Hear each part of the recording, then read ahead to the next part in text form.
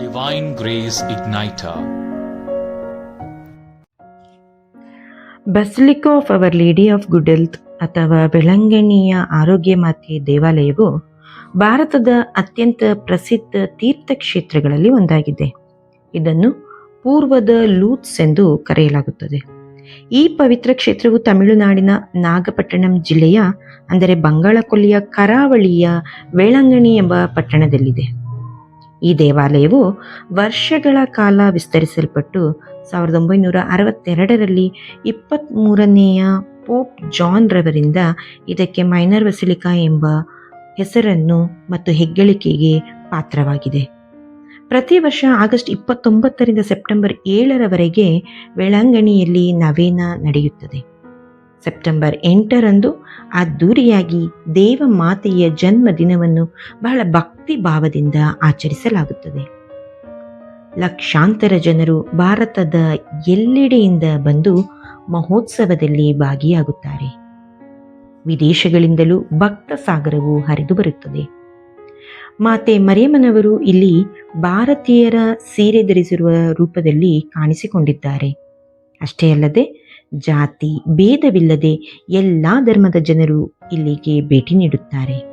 ಅನೇಕರು ಆರೈಕೆ, ಆರೋಗ್ಯ ಹಾಗೂ ಅದ್ಭುತಗಳಿಗಾಗಿ ಪ್ರಾರ್ಥಿಸುತ್ತಾರೆ ಮತ್ತು ಹಲವಾರು ಅದ್ಭುತಗಳು ಇಲ್ಲಿ ನಡೆದಿದೆ.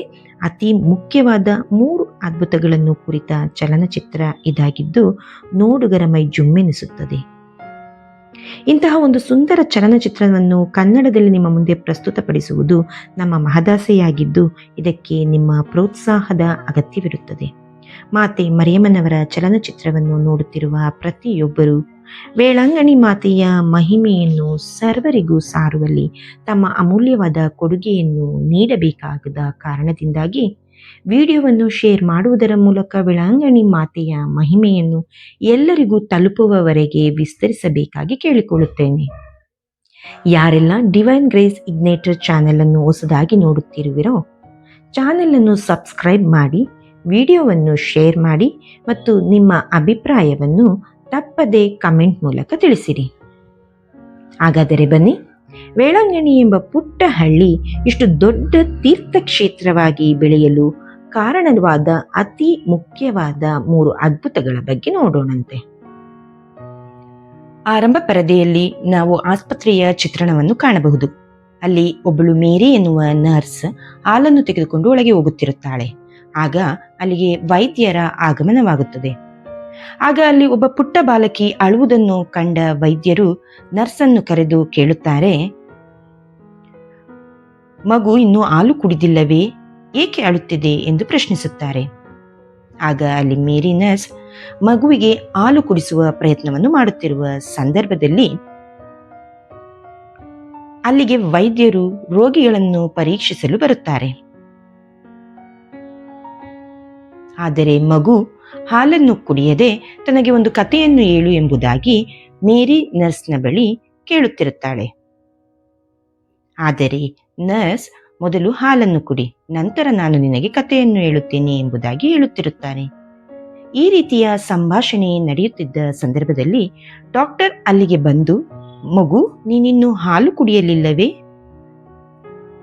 ಎಂದು ಕೇಳಲು ನರ್ಸ್ ಮಗು ಕತೆ ಹೇಳುವವರೆಗೂ ಹಾಲನ್ನು ಕುಡಿಯುವುದಿಲ್ಲವೆಂದು ಹಠ ಮಾಡುತ್ತಿರುವ ಬಗ್ಗೆ ತಿಳಿಸುತ್ತಾಳೆ. ಆಗ ಡಾಕ್ಟರ್ ನರ್ಸ್ ಮೇರಿಗೆ ಯಾವುದಾದರೊಂದು ಕತೆ ಹೇಳಿ ಮಗುವನ್ನು ಹಾಲನ್ನು ಕೊಟ್ಟು ಆಕೆಗೆ ಸಮಾಧಾನ ಮಾಡು ಎಂದು ಹೇಳಿ ಅಲ್ಲಿಂದ ಹೊರಟು ಹೋಗುತ್ತಾರೆ. ಆಗ ಮೇರಿ ನರ್ಸ್ ಮಗುವಿಗೆ ಒಂದು ಕಥೆಯನ್ನು ಹೇಳುತ್ತಾರೆ. ಇದು ಕಥೆಯ ಸತ್ಯ ಸಂಗತಿ ಎಂದು ಮಾತನ್ನು ಮುಂದುವರಿಸುತ್ತಾರೆ. ಹೌದು ಆತ್ಮೀಯರೇ, ಇದು ವೇಳಾಂಗಣಿಯಲ್ಲಿ ನಡೆದ ಒಂದು ಸತ್ಯ ಘಟನೆಯನ್ನು ಆ ಮಗುವಿಗೆ ನರ್ಸ್ ರವರು ಹೇಳುತ್ತಿರುತ್ತಾರೆ. ತಂಜಾವೂರಿನ ವೇಳಾಂಗಣಿ ಎಂಬ ಹಳ್ಳಿಯಲ್ಲಿ ಸುಂದರವಾದ ಕಡಲು, ಸಣ್ಣ ಹಳ್ಳಿಯಲ್ಲಿ ನಡೆದ ಸುಂದರ ಸಂಗತಿ ಇದು ಎಂದು ಹೇಳುತ್ತಾ ಮುಂದುವರಿಯಲು ಮಗು ಕುತೂಹಲದಿಂದ ಕೇಳುತ್ತದೆ. ಅಲ್ಲಿ ಸುಂದರವಾದ ಸಂಸಾರ, ಆ ಸೊಗಸನ್ನು ವರ್ಣಿಸಲು ಅಸಾಧ್ಯ. ಆ ಒಂದು ಸುಂದರ ಸಂಸಾರದಲ್ಲಿ ಒಬ್ಬ ತಾಯಿ ಮನೆಯಲ್ಲಿ ಹಾಲು ಮಾರಿಕೊಂಡು ತನ್ನ ಜೀವನವನ್ನು ನಡೆಸುತ್ತಿರುತ್ತಾರೆ.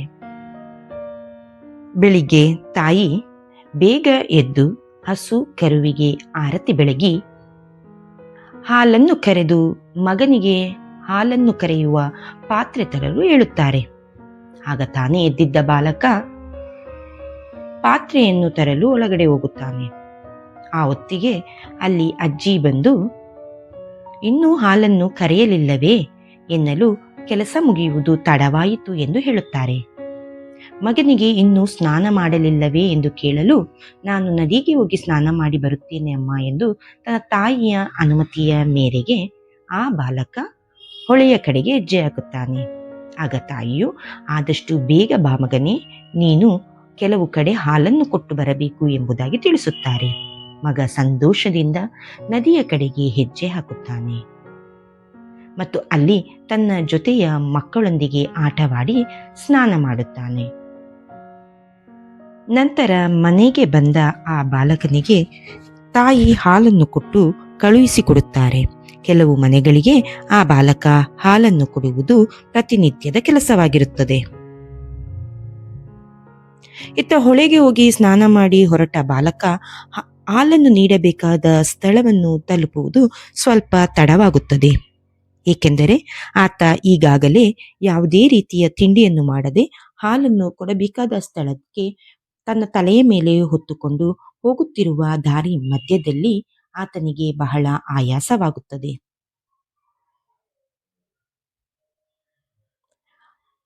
ಈ ಬಾಲಕ ಕೊಡಬೇಕಾದ ಸ್ಥಳಕ್ಕೆ ಹಾಲನ್ನು ತಲುಪಿಸುವುದು ಸ್ಥಳವಾಗಿದ್ದರಿಂದ ಆ ಊರಿನ ಯಜಮಾನ ಕೂಡ ಬಹಳ ಕೋಪಗೊಂಡಿರುತ್ತಾನೆ. ದಾರಿ ಮಧ್ಯದಲ್ಲಿ ನಡೆದು ಹೋಗುತ್ತಿದ್ದ ಬಾಲಕ ಬಾಯಾರಿಕೆಯಿಂದ ದಣಿವಾರಿಸಿಕೊಂಡು ಅಲ್ಲಿಯೇ ಇದ್ದ ಒಂದು ನದಿಯಲ್ಲಿ ನೀರನ್ನು ಕುಡಿದು ಮರದ ಕೆಳಗೆ ಕುಳಿತು ಸ್ವಲ್ಪ ವಿಶ್ರಾಂತಿ ಪಡೆಯುತ್ತಿರುತ್ತಾನೆ. ವಿಶ್ರಾಂತಿ ಪಡೆಯುತ್ತಿದ್ದ ಆ ಬಾಲಕನ ಕಣ್ಣಿಗೆ ನಿದ್ರೆ ಬರುತ್ತದೆ. ಆತ ಅಲ್ಲಿಯೇ ನಿದ್ರೆಗೆ ಜಾರುತ್ತಾನೆ. ಆ ಯಜಮಾನ ಇತ್ತ ತನ್ನ ಹೊಲದ ಕೆಲಸದವರು ಮಾತೆ ಮರಿಯಮ್ಮನವರ ಹಬ್ಬಕ್ಕೆ ಪಕ್ಕದ ಊರಿಗೆ ಹೋಗಿ ಬರಲು ರಜೆ ಬೇಕೆಂದು ಕೇಳಲು ಆತನ ಅನುಮತಿಯನ್ನು ಪಡೆಯಲು ಅಲ್ಲಿಗೆ ಬಂದಿರುತ್ತಾರೆ. ಆ ಯಜಮಾನನು ಒಬ್ಬ ನಾಸ್ತಿಕನಾಗಿದ್ದು ದೇವರ ಮೇಲೆ ಯಾವುದೇ ರೀತಿಯ ನಂಬಿಕೆಯನ್ನು ಇಟ್ಟಿರುಕೊಂಡಿರುವುದಿಲ್ಲ. ಈ ಕಾರಣದಿಂದ ಹೊಲದಲ್ಲಿ ಕೆಲಸ ಮಾಡುವ ಜನರಿಗೆ ಯಾವುದೇ ರೀತಿಯ ರಜೆಯನ್ನು ನೀಡುವುದಿಲ್ಲ. ನೀವೆಲ್ಲರೂ ಹೋಗಿ ನಿಮ್ಮ ಕೆಲಸವನ್ನು ನೋಡಿಕೊಳ್ಳಿ ಎಂಬುದಾಗಿ ಆ ಜನರಿಗೆ ಗದರಿಸುತ್ತಿರುತ್ತಾನೆ. ಇದರ ಮಧ್ಯೆ ಹಾಲು ಬರದೆ ಮಗು ಅಳುತ್ತಿರುವ ಶಬ್ದ ಆತನ ಕಿವಿಗೆ ಬೀಳುತ್ತದೆ. ಮಗು ಅಳುವುದನ್ನು ಕಂಡ ಆ ಯಜಮಾನ ಮತ್ತಷ್ಟು ಕೋಪಗೊಳ್ಳುತ್ತಾನೆ. ನಿಮ್ಮ ಎದುರುಗಡೆ ಇರುವ ಯಜಮಾನನನ್ನು ಬಿಟ್ಟು ಎಲ್ಲೋ ಇರುವ ದೇವರನ್ನು ನೋಡಲು ಹೋಗಬೇಕೆಂದು ಹೇಳುತ್ತಿರುವಿರಲ್ಲ, ನೀವು ಕೆಲಸ ಮಾಡದೆ ಅಲ್ಲಿಗೆ ಹೋದರೆ ಆ ದೇವರು ನಿಮಗೆ ಊಟ ಬಟ್ಟೆ ಕೊಡುತ್ತಾನೆಯೇ?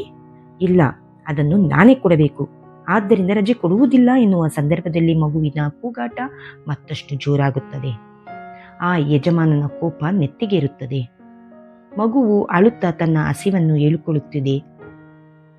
ಮಾತು ಬರದ ಮಗುವೇ ತನ್ನ ಹಸಿವನ್ನು ಹೇಳಿಕೊಳ್ಳುತ್ತಿರುವಾಗ ಬಡಪಾಯಿಗಳಾದ ನಾವು ನಮ್ಮ ಕಷ್ಟವನ್ನು ಮಾತೆ ಮರಿಯಮ್ಮನವರ ಬಳಿ ಹೇಳಿಕೊಂಡಲ್ಲಿ ನಮ್ಮ ಕಷ್ಟಗಳ ಪರಿಹಾರವಾಗುತ್ತದೆ. ದಯವಿಟ್ಟು ನಮಗೆ 3 ದಿನಗಳ ರಜೆ ಕೊಡಿ ಎಂದು ಮತ್ತೆ ಆ ಜನರು ಯಜಮಾನನ ಬಳಿ ಕೇಳುತ್ತಾರೆ.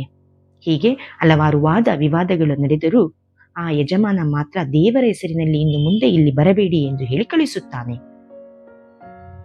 ಇತ್ತ ಮಗು ಅಳುವುದನ್ನು ನಿಲ್ಲಿಸದೆ ಹಾಲಿಗಾಗಿ ಹಾತೊರೆಯುತ್ತಿರುತ್ತದೆ. ಆ ಯಜಮಾನ ತನ್ನ ಹೆಂಡತಿಯ ಬಳಿಗೆ ಹೋಗಿ, ಆ ಹಾಲು ಕೊಡುವ ಹುಡುಗ ಬಂದರೆ ನನಗೆ ಹೇಳು, ಆತನ ಗ್ರಹಚಾರ ಬಿಡಿಸುತ್ತೇನೆ ಎಂದು ಕೋಪದಿಂದ ಕುದಿಯುತ್ತಿರುತ್ತಾನೆ. ಆ ಸ್ವಲ್ಪ ಸಮಯದಲ್ಲಿಯೇ ಮಗು ಅಳುವುದನ್ನೇ ನಿಲ್ಲಿಸಿರುತ್ತದೆ. ಇದನ್ನು ನೋಡಿ ಆಶ್ಚರ್ಯದಿಂದ ಆ ಯಜಮಾನನ ಹೆಂಡತಿ ತನ್ನ ಗಂಡನನ್ನು ಕರೆದು, ಅರೆ, ಇಲ್ಲಿ ನೋಡಿ, ಅಳುತ್ತಿದ್ದ ಮಗು ನಗುತ್ತಿದೆ, ಹೊಟ್ಟೆಯು ಕೂಡ ತುಂಬಿದಂತೆ ಕಾಣುತ್ತಿದೆ ಎನ್ನಲು ಆತ, ನಿನಗೆಲ್ಲೋ ಭ್ರಮೆ. ಹೇಗೆ ಇದ್ದಕ್ಕಿದ್ದಂತೆ ಮಗು ಅಳುವುದನ್ನು ನಿಲ್ಲಿಸುತ್ತದೆ? ಹೊಟ್ಟೆ ತುಂಬಲು ಹೇಗೆ ಸಾಧ್ಯ ಎಂದು ತನ್ನ ಹೆಂಡತಿಯ ಮೇಲೆ ಜೋರು ಮಾಡುತ್ತಾನೆ. ಆದ ಕಾರಣ ಆ ಹೆಂಡತಿ, ಬನ್ನಿ ಒಳಗೆ ಮಗುವನ್ನು ನೋಡಿ ಎಂದು ಹೇಳಲು ಆ ಮಗು ನಗುತ್ತಿರುವುದು ಮತ್ತು ಆ ಮಧ್ಯದಲ್ಲಿ ಆ ಬಾಲಕನ ಆಗಮನವಾಗುತ್ತದೆ. ಆತನ ಹೆಂಡತಿ ಭಯದಿಂದ ಆ ಬಾಲಕನನ್ನು ಅಲ್ಲೇ ತಡೆದು ನಿಲ್ಲಿಸಿ, ಏಕೆ ತಡ ಮಾಡಿದೆ? ಯಜಮಾನ ನಿನ್ನನ್ನು ನೋಡದಿರೇ ಬೈಯುತ್ತಾರೆ ಎಂದು ಹೇಳಿ ನೀನು ಇಲ್ಲೇ ನಿಲ್ಲು, ನಿನ್ನ ಮಡಿಕೆಯನ್ನು ನಾನು ನಿನಗೆ ಹಿಂತಿರುಗಿಸುತ್ತೇನೆ ಎಂದು ಹೇಳಿ ಅವಳು ಒಳಗೆ ಹೋಗುವ ಸಂದರ್ಭದಲ್ಲಿ ಯಜಮಾನನ ಕಣ್ಣಿಗೆ ಬೀಳುತ್ತಾಳೆ. ಆತ ಕೋಪದಿಂದ, ಆ ಬಾಲಕ ಎಲ್ಲಿದ್ದಾನೆ? ಈ ಹಾಲನ್ನು ನೀನು ಎಲ್ಲಿಂದ ತಂದೆ ಎಂದು ತನ್ನ ಹೆಂಡತಿಗೆ ಕೋಪದಿಂದ ಬೈಯುತ್ತಾನೆ. ಆ ಸಂದರ್ಭದಲ್ಲಿ ಆಕೆ, ಈ ಹಾಲನ್ನು ಆ ಬಾಲಕನೇ ತಂದುಕೊಟ್ಟದ್ದು, ಆ ಬಾಲಕನ ಇಲ್ಲೇ ನಿಂತಿದ್ದಾನೆ ಎಂಬುದಾಗಿ ಹೇಳಿದಾಗ ಆ ಬಾಲಕ ನಿಧಾನವಾಗಿ ಅಲ್ಲಿಂದ ಬಚ್ಚಿಟ್ಟುಕೊಂಡಿದ್ದ ಸ್ಥಳದಿಂದ ಹೊರಕ್ಕೆ ಬರುತ್ತಾನೆ. ಈಗ ಯಜಮಾನನ ಕೋಪ ನೆತ್ತಿಗೇರುತ್ತದೆ. ನೀನು ಏಕೆ ತಡ ಮಾಡಿ ಬಂದೆ? ನಿನಗೆ ಸಮಯದ ಅರಿವಿಲ್ಲವೇನು ಎಂದು ಆತನನ್ನು ಬೈಯುತ್ತಿರುವ ಸಂದರ್ಭದಲ್ಲಿ ಮಡಕೆಯು ಖಾಲಿಯಾಗಿರುವುದನ್ನು ಕಂಡ ಆ ಯಜಮಾನನ ಹೆಂಡತಿ ಹೇಳುತ್ತಾಳೆ, ಪಾತ್ರೆ ಖಾಲಿಯಾಗಿದೆ, ಏನು ಈ ದಿನ ಖಾಲಿ ಮಡಕೆ ಇದೆಯಲ್ಲ, ಹಾಲು ಎಲ್ಲಿ ಎಂದು ಕೇಳುವ ಸಂದರ್ಭದಲ್ಲಿ ಯಜಮಾನನ ಕೋಪ ಮತ್ತಷ್ಟು ಹೆಚ್ಚಾಗಿ, ನೀನೇ ಹಾಲನ್ನು ಕುಡಿದು ಮಡಕೆಯನ್ನು ತಂದು ನನಗೆ ಕೊಟ್ಟಿರುವೆಯಾ ಎಂದು ಜೋರು ಮಾಡುತ್ತಾನೆ. ಆಗ ಆ ಬಾಲಕ, ಇಲ್ಲ ಅಯ್ಯ, ದಾರಿಯಲ್ಲಿ ಬರುವಾಗ ಒಬ್ಬ ತಾಯಿ ಆಕಾಶದಿಂದ ಇಳಿದು ಬಂದು ಮಗುವಿಗೆ ಹಾಲನ್ನು ಕೊಡು ಎಂದು ಕೇಳಿದರು. ಆಗ ಈ ಹಾಲನ್ನು ಅವರಿಗೆ ಕೊಟ್ಟೆ ಅಷ್ಟೇ ಎಂದು ಬಾಲಕ ಹೇಳುತ್ತಾನೆ. ನಡೆದ ಸಂಗತಿಯನ್ನು ಮಾಲೀಕನಿಗೆ ವಿವರಿಸುತ್ತಾನೆ. ಆದರೆ ಆ ಮಾಲೀಕ ಅದನ್ನೆಲ್ಲ ನಂಬುವುದಿಲ್ಲ. ನೀನೇ ಹಾಲನ್ನು ಕುಡಿದು ದೇವಲೋಕದಿಂದ ಯಾರೋ ಬಂದರು ಎಂದು ಸುಳ್ಳು ಹೇಳುತ್ತಿರುವೆಯಾ ಎಂದು ಮತ್ತಷ್ಟು ಕುಪಿತನಾಗುತ್ತಾನೆ. ಮೊದಲೇ ನಾಸ್ತಿಕನಾಗಿದ್ದ ಆ ಯಜಮಾನನು ಆ ಯುವಕನ ಮಾತನ್ನು ಕೇಳುವುದಿಲ್ಲ. ನೀನು ಸುಳ್ಳು ಹೇಳುತ್ತಿರುವೆ, ಹೊಟ್ಟೆ ಹಸಿವಿಗಾಗಿ ನೀನೇ ಕುಡಿದು ಆಕಾಶದಿಂದ ಯಾರೋ ಒಬ್ಬರು ಬಂದು ಹಾಲನ್ನು ಕೇಳಲು ಹೇಗೆ ಸಾಧ್ಯ ಎಂಬುದಾಗಿ ಹೇಳುತ್ತಾನೆ. ಆದರೆ ಆ ಬಾಲಕ ನಡೆದ ಸಂಗತಿಯನ್ನು ವಿವರವಾಗಿ ವಿವರಿಸುತ್ತಾನೆ. ಆಕಾಶದಿಂದ ಒಂದು ಪ್ರಜ್ವಲವಾದ ಬೆಳಕೊಂದು ಬಂದಿತು. ಆ ಮುಗ್ಧ ತಾಯಿಯ ಮುಖ, ಆ ಮುಗ್ಧ ಮಗುವಿನ ಮುಖ, ಆ ತಾಯಿ ನನಗೆ ಹಾಲನ್ನು ಕೇಳಲು ನಾನು ಬಹಳ ಸಂತೋಷದಿಂದ ನನ್ನ ಮಡಿಕೆಯನ್ನು ಆ ತಾಯಿಯ ಕೈಗೆ ಒಪ್ಪಿಸಿದೆ. ಆಗ ಆಕೆ ಮಗುವಿಗೆ ಹಾಲನ್ನು ಕುಡಿಸಿದಳು, ಮತ್ತೆ ನನಗೆ ಖಾಲಿ ಮಡಿಕೆಯನ್ನು ಹಿಂತಿರುಗಿಸಿದಳು ಅಷ್ಟೇ. ಇದರಲ್ಲಿ ನನ್ನ ತಪ್ಪೇನೂ ಇಲ್ಲ. ನಾನು ಹಾಲನ್ನು ಕುಡಿಯಲೇ ಇಲ್ಲ. ಇದೆಲ್ಲ ಆ ಮಹಾ ತಾಯಿಯ ಕೃಪೆ. ಆ ತಾಯಿಯೇ ಇದನ್ನು ಕುಡಿದರು, ಆ ತಾಯಿಯೇ ಆ ಮಗುವಿಗೆ ಕುಡಿಸಿದರು ಎಂಬುದಾಗಿ ಆ ಬಾಲಕ ನಡೆದ ಸಂಗತಿಯನ್ನೆಲ್ಲ ವಿವರಿಸುತ್ತಾನೆ. ಈ ಸಂದರ್ಭದಲ್ಲಿ ಯಜಮಾನನ ಹೆಂಡತಿ ಓಡಿ ಬಂದು ನೋಡಿ ಅಲ್ಲಿ ಒಂದು ಆಶ್ಚರ್ಯ ಕಾದಿದೆ ಎಂಬುದಾಗಿ ತನ್ನ ಗಂಡನನ್ನು ಕರೆಯುತ್ತಾಳೆ. ಆಗ ಆ ಯಜಮಾನ, ಇಲ್ಲಿ ನಡೆದಿರುವ ವಿಷಯವನ್ನು ನೋಡುತ್ತಿದ್ದರೆ ನನಗೆ ತಲೆ ಕೆಡುತ್ತಿದೆ, ಇದರ ಮಧ್ಯೆ ಆಶ್ಚರ್ಯವಾ, ಅದೇನದು ಎಂದು ಒಳಗೆ ನೋಡಲು ಆ ಪಾತ್ರೆಯಿಂದ ಹಾಲು ಉಕ್ಕಿ ಹರಿಯುತ್ತಿರುತ್ತದೆ. ಇದನ್ನು ನೋಡಿದ ಆ ಯಜಮಾನ ಬಹಳ ಆಶ್ಚರ್ಯಚಕಿತನಾಗುತ್ತಾನೆ. ಇದೇಗೆ ಈ ಹಾಲಿನ ಪಾತ್ರೆಯಲ್ಲಿ ಹಾಲು ಉಕ್ಕಿ ಹರಿಯುತ್ತಿದೆ? ಇದೆಂಥ ಆಶ್ಚರ್ಯ, ಇದನ್ನು ಹೇಗೆ ನಂಬಲು ಸಾಧ್ಯ ಎಂಬುದಾಗಿ ಗಂಡ ಹೆಂಡತಿಯರಿಬ್ಬರು ಒಬ್ಬರನ್ನೊಬ್ಬರು ಮಾತನಾಡಿಕೊಳ್ಳುತ್ತಾರೆ. ಮತ್ತು ಆ ಪಾತ್ರೆಯನ್ನು ತೆಗೆದುಕೊಂಡು ಹೋಗಿ ಮನೆಯ ಹೊರಗಿಟ್ಟರೂ ಕೂಡ ಹಾಲು ಉಕ್ಕುತ್ತಿರುವುದನ್ನು ನಿಲ್ಲಿಸಲು ಸಾಧ್ಯವೇ ಆಗುವುದಿಲ್ಲ. ಆ ಪಾತ್ರೆಯಿಂದ ಹಾಲು ಉಕ್ಕಿ ಉಕ್ಕಿ ಹರಿಯುತ್ತಿರುತ್ತದೆ. ಇದನ್ನು ನೋಡಿದ ಬಾಲಕ ಕೂಡ ಆಶ್ಚರ್ಯಚಕಿತನಾಗುತ್ತಾನೆ. ಅಷ್ಟರಲ್ಲಿ ಸ್ವಲ್ಪ ಜನ ಯಜಮಾನನ ಮನೆಯ ಕಡೆಗೆ ಧಾವಿಸುತ್ತಾರೆ. ಇದನ್ನೆಲ್ಲ ನೋಡಿದ ಆ ಯಜಮಾನನಿಗೆ ಆಶ್ಚರ್ಯವಾಗುತ್ತದೆ ಮತ್ತು ಆ ಬಾಲಕನ ಮೇಲೆ ಸ್ವಲ್ಪ ನಂಬಿಕೆಯೂ ಬರುತ್ತದೆ. ಅಲ್ಲಿದ್ದ ಜನರೆಲ್ಲರೂ ಈ ಮಹತ್ ಕಾರ್ಯವನ್ನು ನೋಡಿ ಕಣ್ತುಂಬಿಕೊಳ್ಳುತ್ತಾರೆ ಮತ್ತು ತಮ್ಮೊಳಗೆ ಮಾತನಾಡಿಕೊಳ್ಳುತ್ತಾರೆ. ತಕ್ಷಣವೇ ಆ ಮಾಲೀಕನು ಬಾಲಕನಿಗೆ, ನೀನು ನೋಡಿದ ಆ ತಾಯಿಯನ್ನು ನನಗೆ ತೋರಿಸುತ್ತೀಯಾ ಎಂದು ಕೇಳುತ್ತಾನೆ. ಅದಕ್ಕೆ ಬಾಲಕ, ಖಂಡಿತವಾಗಿಯೂ ನಾನು ತೋರಿಸುತ್ತೇನೆ. ನಾನು ಮಲಗಿದ್ದ ಜಾಗಕ್ಕೆ ಬನ್ನಿ, ನಾನು ನಿಮ್ಮನ್ನು ಆ ಮರದ ಕೆಳಗೆ ಕರೆದುಕೊಂಡು ಹೋಗಿ ಅಲ್ಲಿ ನನಗೆ ಪ್ರತ್ಯಕ್ಷವಾದ ಆ ತಾಯಿಯನ್ನು ನಿಮಗೂ ಕೂಡ ತೋರಿಸಿಕೊಡುತ್ತೇನೆ ಎಂದು ಹೇಳಲು ಆ ತಕ್ಷಣವೇ ಆ ಯಜಮಾನನು ಆ ಬಾಲಕನನ್ನು ಕರೆದುಕೊಂಡು ಆ ಪವಿತ್ರ ಸ್ಥಳದ ಕಡೆಗೆ ಹೆಜ್ಜೆ ಹಾಕುತ್ತಾನೆ. ಆ ಬಾಲಕನು ಬಹಳ ಸಂತೋಷದಿಂದ ಯಜಮಾನನನ್ನು ಆ ಸ್ಥಳಕ್ಕೆ ಕರೆದೊಯ್ಯುತ್ತಾನೆ. ತಕ್ಷಣವೇ ಅವರಿಬ್ಬರು ಯೋಚನೆಯೇ ಮಾಡದೆ ಆ ಪವಿತ್ರ ಸ್ಥಳದ ಕಡೆಗೆ ನನ್ನನ್ನು ಕರೆದುಕೊಂಡು ಹೋಗು ಎಂದು ಯಜಮಾನ ಹೇಳಿದ ಕಾರಣ ಆ ಬಾಲಕ ಕರೆದುಕೊಂಡು ಹೋಗಲು ಮುಂದಾಗುತ್ತಾನೆ. ಅಲ್ಲಿದ್ದ ಇತರ ಜನರು ಆ ಒಂದು ಅದ್ಭುತದ ಕಾರ್ಯವನ್ನು ಕಣ್ತುಂಬಿಕೊಳ್ಳುತ್ತಿರುತ್ತಾರೆ. ಇತ್ತ ಆ ಮರದ ಕಡೆ ಧಾವಿಸಿ ಹೋಗುತ್ತಿರುವ ಯಜಮಾನ ಮತ್ತು ಮಗುವಿನ ದೃಶ್ಯವನ್ನು ನಾವು ಕಾಣಬಹುದಾಗಿದೆ. ಬಹಳ ದೂರ ನಡೆದುಕೊಂಡ ಬಂದ ಆ ಬಾಲಕ ಮತ್ತು ಮಾಲೀಕ ಇಬ್ಬರು ಆ ಸ್ಥಳವನ್ನು ತಲುಪುತ್ತಾರೆ.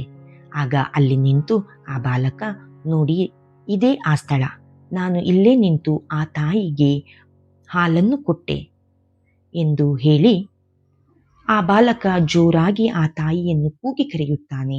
ಅಮ್ಮ, ಬೇಗ ಬಾ, ನೀನು ಬಂದು ಇಲ್ಲಿ ನಮಗೆ ದರ್ಶನವನ್ನು ನೀಡು. ಅಮ್ಮ, ನೀನು ಇಲ್ಲಿ ಬೇಗ ಬಾ, ದಯವಿಟ್ಟು ಬೇಗ ಬಾ ಎಂಬುದಾಗಿ ಆ ಬಾಲಕ ಅಳುತ್ತಾನೆ. ಪರಿಪರಿಯಾಗಿ ಆ ತಾಯಿಯನ್ನು ಕರೆಯುತ್ತಾನೆ. ಆತ ಎಷ್ಟೇ ಕೂಗಿದರೂ ಆ ತಾಯಿಯ ದರ್ಶನ ಅಲ್ಲಿ ಆಗುವುದಿಲ್ಲ. ಆತನ ಕೂಗು ಆ ತಾಯಿಗೆ ಕೇಳುವುದಿಲ್ಲ. ಆಕಾಶ ಮುಟ್ಟುವವರೆಗೂ ಕೂಗಿ ಕೂಗಿ ಅಳುತ್ತಾ ನಿಂತ ಆ ಬಾಲಕನನ್ನು ಕಂಡ ಮಾಲೀಕನು, ಮಗು, ಅಳಬೇಡ ಪುಟ್ಟ, ಬಾ, ನಾವಿನ್ನು ಹೊರಡೋಣ ಎಂದು ವಾಪಸ್ಸು ಹಿಂತಿರುಗುವ ಸಂದರ್ಭದಲ್ಲಿ ಆಕಾಶದಿಂದ ಪ್ರಜ್ವಲವಾದ ಬೆಳಕೊಂದು ಬರುತ್ತದೆ. ಅಷ್ಟೇ ಅಲ್ಲದೆ ಬಹಳ ಬಲವಾದ ಗಾಳಿಯು ಅವರನ್ನು ಆವರಿಸುತ್ತದೆ. ಆ ಪ್ರಜ್ವಲವಾದ ಬೆಳಕು ಆ ಮಾಲೀಕನ ಕಣ್ಣಿಗೆ ಕಾಣಸಿಗುವುದಿಲ್ಲ. ಅದು ಕೇವಲ ಒಂದು ಪ್ರಜ್ವಲವಾದ ಬೆಳಕಾಗಿರುತ್ತದೆ ಅಷ್ಟೇ. ಅಷ್ಟರಲ್ಲಿ ತಾಯಿಯ ಮುಖ ದರ್ಶನ ಆ ಬಾಲಕನಿಗಾಗುತ್ತದೆ. ಆದರೆ ನಾಸ್ತಿಕನಾಗಿದ್ದ ಆ ಯಜಮಾನನ ಕಣ್ಣಿಗೆ ಕೇವಲ ಪ್ರಕಾಶಮಾನವಾದ ಬೆಳಕು ಮಾತ್ರ ಕಾಣಿಸುತ್ತದೆ. ಆ ಪುಟ್ಟ ಬಾಲಕನಿಗೆ ಆ ಮಾತೆ ಮರಿಯಮ್ಮನವರ ದೃಶ್ಯ ಕಣ್ತುಂಬಿಕೊಳ್ಳುತ್ತಾನೆ. ಆದರೆ ಆ ನಾಸ್ತಿಕನಿಗೆ ಮಾತ್ರ ಆ ದೃಷ್ಟ ಸಿಗುವುದಿಲ್ಲ. ಆ ನಾಸ್ತಿಕ ಭಕ್ತಿ ಪರವಶನಾಗಿ ಅಲ್ಲಿಯೇ ಅಡ್ಡ ಬೀಳುತ್ತಾನೆ. ಇತ್ತ ಆ ಬಾಲಕನ ತಾಯಿ ಮಜ್ಜಿಗೆ ಕಡಿಯುತ್ತಾ ತನ್ನ ಮಗ ಇನ್ನೂ ಬರದಿದ್ದಕ್ಕೆ ದಾರಿ ಕಾಯುತ್ತಿರುತ್ತಾರೆ. ಅಷ್ಟರಲ್ಲಿ ಮನೆಯ ಕಡೆಗೆ ಒಂದು ದೊಡ್ಡ ಗುಂಪು ಆಗಮಿಸುತ್ತಿರುವುದನ್ನು ಕಂಡ ಆಕೆ ತನ್ನ ತಾಯಿಯನ್ನು ಕರೆದು, ಮಗ ಏನು ಅವಾಂತರ ಮಾಡಿರುವನೋ ಏನು, ಮಾಲೀಕರು ಇಲ್ಲಿಗೆ ನನ್ನನ್ನು ಹುಡುಕಿಕೊಂಡು ಬರುತ್ತಿದ್ದಾರೆ, ನನಗೇಕೋ ಭಯವಾಗುತ್ತಿದೆ ಎಂಬುದಾಗಿ ಹೇಳಿಕೊಳ್ಳಲು, ಸ್ವಲ್ಪ ತಾಳಮ್ಮ, ಅವರು ಬರಲಿ ಎಂದು ಮಾಲೀಕರು ಮನೆಯ ಹತ್ತಿರ ಬಂದು ಆ ಬಾಲಕನ ದೈವ ಭಕ್ತಿಯನ್ನು ಅಪಾರವಾಗಿ ಹೊಗಳುತ್ತಾರೆ. ತಾಯಿ, ನಿನ್ನ ಮಗ ದೈವ ಸಂಭೂತನು, ಮಾತೆ ಮರಿಯಮ್ಮನವರೇ ಇವರಿಗೆ ದರ್ಶನವನ್ನು ನೀಡಿದ್ದಾರೆ ಎಂದು ಕೇಳಲು ಆ ಮಗ ಹೌದು ಎಂದು ಸನ್ನೆ ಮಾಡುತ್ತಾನೆ. ನಡೆದ ಎಲ್ಲ ಸಂಗತಿಯನ್ನು ವಿವರವಾಗಿ ಆ ಮಾಲೀಕ ವಿವರಿಸುತ್ತಾನೆ. ದೇವಲೋಕದಿಂದ ಮಾತೆ ಮರಿಯಮ್ಮನವರೇ ಧರೆಗೆ ಇಳಿದು ಬಂದು ನಿನ್ನ ಮಗನಿಂದ ಹಾಲನ್ನು ತೆಗೆದುಕೊಂಡು ಪ್ರಭು ಯೇಸುವಿಗೆ ಕುಡಿಸಿದ್ದಾರೆ. ನಿನ್ನ ಮಗ ನಿಜವಾಗಿಯೂ ದೇವರ ವರಪ್ರಸಾದವೇ ಸರಿ ಎಂಬುದಾಗಿ ವಿವರಿಸುತ್ತಾನೆ. ಆದರೆ ನನಗೆ ಕೇವಲ ಪ್ರಕಾಶಮಾನವಾದ ಬೆಳಕಷ್ಟೇ ಕಾಣಿಸಿತು. ನಿನ್ನ ಮಗನಿಗೆ ಆ ತಾಯಿಯ ದರ್ಶನ ಸಿಕ್ಕಿದೆ, ನೀವೇ ಭಾಗ್ಯವಂತರು ಎಂಬುದಾಗಿ ವಿವರಿಸಲು ಆ ತಾಯಿ ಮತ್ತು ಅಜ್ಜಿ ಇಬ್ಬರು ಬಹಳ ಸಂತೋಷಗೊಳ್ಳುತ್ತಾರೆ. ನಡೆದ ಎಲ್ಲ ವಿಷಯವನ್ನು ಜನರ ಮುಂದೆ ಆ ತಾಯಿಯ ಮುಂದೆ ವಿವರವಾಗಿ ವಿವರಿಸುತ್ತಾನೆ. ಆ ಪ್ರಕಾಶಮಾನವಾದ ಬೆಳಕು ನನ್ನ ಕಣ್ಣಿಗೆ ಕಾಣಲೇ ಇಲ್ಲ, ನನ್ನ ಕಣ್ಣನ್ನು ಸುಡುತ್ತಿತ್ತು, ನನ್ನ ಕಣ್ಣು ಅಗ್ನಿಯ ಜ್ವಾಲೆಯಲ್ಲಿ ಮುಳುಗಿದ ಹಾಗೆ ಕಾಣುತ್ತಿತ್ತು, ನನ್ನ ಕಣ್ಣುಗಳೇ ಕಾಣದಂತಾಯಿತು. ನನ್ನ ಕಣ್ಣಿಗೆ ಕಾಣದಂತಹ ಮಾತೆ ಮರಿಯಮ್ಮನವರು ಕೇವಲ ನಿನ್ನ ಮಗನ ಕಣ್ಣಿಗೆ ಮಾತ್ರ ಬಿದ್ದರಮ್ಮ ಎಂದು ಹೇಳಲು ಆ ತಾಯಿಯ ಮನಸ್ಸು ಮತ್ತು ಆಕೆಯ ಸಂತೋಷಕ್ಕೆ ಪಾರವೇ ಇರುವುದಿಲ್ಲ. ತನ್ನ ಮಗನಿಗೆ ದೇವಮಾತೆಯ ದರ್ಶನವಾಗಿರುವುದು ನನ್ನ ನಿಜವಾದ ಅದೃಷ್ಟವೇ ಸರಿ ಎಂಬುದಾಗಿ ಬಹಳ ಸಂತೋಷದಿಂದ ಮಾಲೀಕನನ್ನು ಒಳಗೆ ಬಂದು ಹಾಲನ್ನು ಕುಡಿಯಲು ಕೇಳಲು, ಇಲ್ಲಮ್ಮ, ನಾನು ಮಾಡಬೇಕಾದ ಕೆಲಸ ಬಹಳ ಇದೆ, ನಾನಿನ್ನು ಬರುತ್ತೇನೆ ಎಂದು ಹೇಳಿ ಅಲ್ಲಿಂದ ಹೊರಟು ಹೋಗುತ್ತಾರೆ. ಇತ್ತ ಮಾಲೀಕನು ಬರುತ್ತಿರುವುದನ್ನು ಕಂಡ ಆ ಹೊಲದಲ್ಲಿ ಕೆಲಸ ಮಾಡುವವನು ಬಹಳ ಭಕ್ತಿ ಭಾವದಿಂದ ಮಾಲೀಕರ ದಾರಿಗೆ ಎಡೆ ಮಾಡಿಕೊಡುತ್ತಿರುವ ಸಂದರ್ಭದಲ್ಲಿ ಮಾಲೀಕನ ಕೋಪವು ತಣ್ಣಗಾಗಿರುತ್ತದೆ. ಬೆಳಗಿನ ಜಾವ ಕೆಲಸದಲ್ಲಿ ನಿರತರಾಗಿದ್ದ ಜನರೆಲ್ಲರೂ ತಮಗೆ ಮಾತೆ ಮರಿಯಮ್ಮನವರ ದರ್ಶನವನ್ನು ನೀಡಲು 3 ದಿನಗಳ ಕಾಲ ರಜೆ ಕೇಳಲು ಆತ ಆಗುವುದಿಲ್ಲ ಎಂದು ಹೇಳಿದ್ದ. ಆದ ಕಾರಣದಿಂದ ದಾರಿ ಮಧ್ಯೆ ನಡೆದು ಹೋಗುವಾಗ ಆ ಯಜಮಾನನನ್ನು ಕಂಡರೆ ಹೆದರುತ್ತಿದ್ದರು. ಅಷ್ಟೇ ಅಲ್ಲದೆ ಆ ಯಜಮಾನನು ಬಹಳ ಕೋಪಿಷ್ಠನೂ ಆಗಿದ್ದನು. ಆದರೆ ಈ ಸಂಗತಿ ನಡೆದ ನಂತರ, ಅಂದರೆ ದೇವಮಾತೆಯ ದರ್ಶನದ ಸಂಗತಿ ನಡೆದ ನಂತರ ಆ ಮಾಲೀಕ ಸಂಪೂರ್ಣವಾಗಿ ಬದಲಾಗಿದ್ದನು. ನಾಸ್ತಿಕನಾಗಿದ್ದ ಆತ ಸಂಪೂರ್ಣವಾಗಿ ಆಸ್ತಿಕನಾದನು. ದೇವರ ಮೇಲೆ ಬಹಳ ನಂಬಿಕೆ ಇಟ್ಟು ದಾನ ಧರ್ಮದಲ್ಲಿ ತಲ್ಲೀನನಾದನು. ಬೆಳಿಗ್ಗೆ ಬಂದು ಧರ್ಮಸಭೆಗೆ ಹೋಗಲು ಅನುಮತಿ ಕೇಳಿದ ಜನರಿಗೆಲ್ಲ 3 ದಿನಗಳ ಕಾಲ ರಜೆ ಕೊಟ್ಟು ಅಲ್ಲಿಗೆ ಕಳುಹಿಸಿಕೊಟ್ಟನು. ಆ ಜನರಲ್ಲಿ ತಾನೂ ಒಬ್ಬನಾಗಿ ಅವರು ಕುಡಿಯುವ ಅಂಬಲಿಯನ್ನೇ ಆತನು ತೆಗೆದುಕೊಂಡನು. ಆತನು ಕುಡಿದನು. ಇಲ್ಲಿ ಯಾರೂ ಮೇಲಲ್ಲ ಕೀಳಲ್ಲ, ಯಾರು ಸಿರಿವಂತರಲ್ಲ ಬಡವರಲ್ಲ, ನಾನು ಇನ್ನು ಮುಂದೆ ಯಾರ ಮೇಲೂ ಕೋಪ ಮಾಡಿಕೊಳ್ಳುವುದಿಲ್ಲ ಎಂಬುದಾಗಿ ಆ ಜನರಲ್ಲಿ ಒಬ್ಬನಾಗಿ ತಾನೂ ಕೂಡ ಮಾತೆ ಮರಿಯಮ್ಮನವರ ದರ್ಶನದಿಂದ ಪುನೀತನಾದನು. ಇತ್ತ ಆ ಬಾಲಕನನ್ನು ಎಲ್ಲರೂ ಕೀಟಲೆ ಮಾಡುತ್ತಿದ್ದರೆ ಒಬ್ಬ ಮುದುಕಿ ಮಾತ್ರ ಬಂದು, ನಿನ್ನನ್ನು ನಾನು ನೋಡಿದರೆ ನಿಜವಾಗಿಯೂ ದೇವಮಾತೆಯ ದರ್ಶನವಾದಂತೆ ಎಂದು ಹೇಳಲು ಅಲ್ಲಿದ್ದ ಜನರೆಲ್ಲರೂ ಆಡಿಕೊಂಡು ನಗುತ್ತಾರೆ. ಈ ಹುಡುಗನನ್ನು ನೋಡಿದರೆ ಈಕೆಗೆ ಕಣ್ಣು ಬರುವುದಂತೆ, ಇದೆಲ್ಲ ಈತನ ನಾಟಕ, ಯಾವ ದೇವತೆಯೂ ಇವನಿಗೆ ಕಂಡಿಲ್ಲ ಎಂಬುದಾಗಿ ಹೇಳುತ್ತಾ ಹೊರಟು ಹೋಗುತ್ತಾರೆ. ಆದರೆ ಆ ಹುಡುಗ ಮಾತ್ರ ಭಕ್ತಿಯಿಂದ ದೇವಮಾತೆಯನ್ನು ಪ್ರಾರ್ಥಿಸುತ್ತಾನೆ. ಅಮ್ಮ, ಈ ತಾಯಿಗೆ ಕಣ್ಣನ್ನು ಕೊಡು ಎಂದು ಪ್ರಾರ್ಥಿಸಿದ ಕ್ಷಣ ಆ ಮುದುಕಿಯ ಕಣ್ಣುಗಳು ಕಾಣುವಂತಾಗುತ್ತದೆ.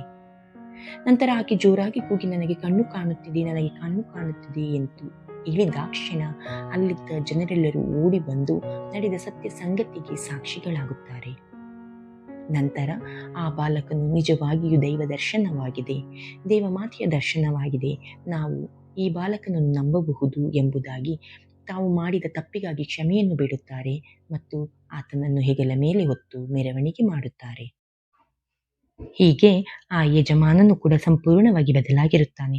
ತನ್ನ ಅಹಂಕಾರ, ಕೋಪ ಇವುಗಳನ್ನೆಲ್ಲ ಬಿಟ್ಟು ಬಡವರ ಸೇವೆ ಮಾಡಿ ಮಾತೆ ಮರಿಯಮ್ಮನವರನ್ನು ಪ್ರಾರ್ಥಿಸುತ್ತಾ ಕಷ್ಟದಲ್ಲಿರುವವರಿಗೆ ಸಹಾಯ ಮಾಡುತ್ತಾ ತನ್ನ ಜೀವನವನ್ನು ನಡೆಸುತ್ತಿರುತ್ತಾನೆ.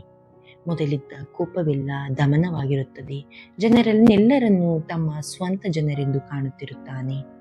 ಮಾತೆ ಮರಿಯಮ್ಮನವರ ದರ್ಶನಕ್ಕೆ ಪರಹೂರಿಗೆ ಹೋಗಲು ಅವರಿಗೆ ಅವಕಾಶವನ್ನು ಮಾಡಿಕೊಡುತ್ತಾನೆ.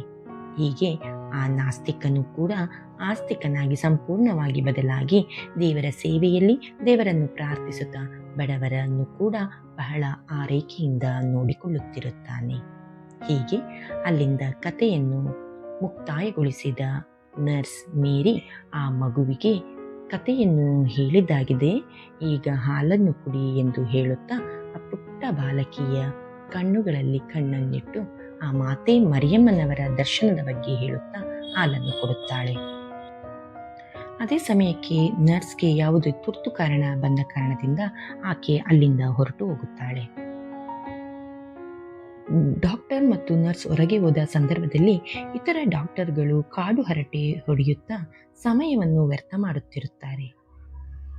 ಯಾವುದೇ ರೀತಿಯ ತುರ್ತು ಚಿಕಿತ್ಸೆಗಳು ಬಂದರೂ ಆ ಕಡೆ ಗಮನ ಕೊಡದೆ ತಮ್ಮ ಪಾಡಿಗೆ ತಾವೇ ಮಾತನಾಡಿಕೊಳ್ಳುತ್ತಾ ಕುಳಿತಿರುವ ಸಂದರ್ಭದಲ್ಲಿ ಒಂದು ಮಗುವು ಬಹಳ ಕಾಯಿಲೆಗೆ ತುತ್ತಾಗಿ ಅಲ್ಲಿಗೆ ಬಂದಿರುತ್ತದೆ. ಎಷ್ಟು ಹೊತ್ತಾದರೂ ಆ ಮಗು ಅಳು ನಿಲ್ಲಿಸುತ್ತಿಲ್ಲವೆಂಬುದು ಆ ತಾಯಿಯ ಕೋರಿಕೆಯಾಗಿರುತ್ತದೆ. ಆಗ ಡಾಕ್ಟರ್ ರವರು ಮತ್ತು ಆ ನರ್ಸ್ ಇಬ್ಬರು ಆಕೆಗೆ ಜೋರು ಮಾಡುತ್ತಾರೆ ಮತ್ತು ಮಗುವನ್ನು ತೆಗೆದುಕೊಂಡು ಹೋಗಿ ಪರೀಕ್ಷಿಸಲು ಮುನ್ನಡೆಯುತ್ತಾರೆ.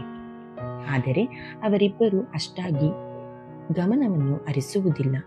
ಇತ್ತ ಕಡೆ ತಾಯಿ ಬಹಳ ಆತಂಕದಿಂದ ತನ್ನ ಮಗುವಿಗೆ ಏನಾಗಿರಬಹುದು, ಆಕೆಗೇನು ಮಾಡಬೇಕು ಎಂಬುದಾಗಿ ಚಿಂತಿಸುತ್ತಾ ನಿಂತಿರುವ ಸಂದರ್ಭದಲ್ಲಿ ಅಲ್ಲಿದ್ದ ಜನರೆಲ್ಲರೂ ಕಾರಣವೇನೆಂದು ಕೇಳುತ್ತಿರುತ್ತಾರೆ.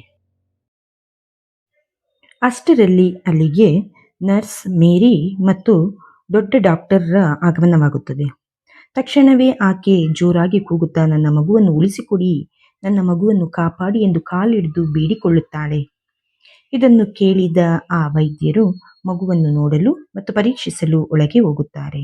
ಆಗ ಮೇರಿ ಆಕೆಯನ್ನು ಸಮಾಧಾನಪಡಿಸಿ ಆಕೆಯೂ ಕೂಡ ಒಳಗೆ ಹೋಗಿ ಆ ಮಗುವಿಗೆ ಏನಾಗಿದೆ ಎಂಬುದನ್ನು ನೋಡಿ ಹೊರಗೆ ಬಂದು, ನೀನು ಆದಷ್ಟು ಬೇಗ ಮಗುವನ್ನು ದೊಡ್ಡ ಆಸ್ಪತ್ರೆಗೆ ಕರೆದುಕೊಂಡು ಹೋಗು, ಮಗುವಿಗೆ ಸೂಕ್ತ ಚಿಕಿತ್ಸೆಯ ಅಗತ್ಯವಿದೆ ಎಂದು ಹೇಳಲು ಆ ತಾಯಿ ಕಂಗೆಟ್ಟು ಅಲ್ಲಿಂದ ಹೊರಡುವ ಸಂದರ್ಭದಲ್ಲಿ ಆಕೆಯ ಮನಸ್ಸು ಮಗುವಿನ ತೀವ್ರ ಆರೋಗ್ಯದ ಕಡೆಗೆ ಇರುತ್ತದೆ.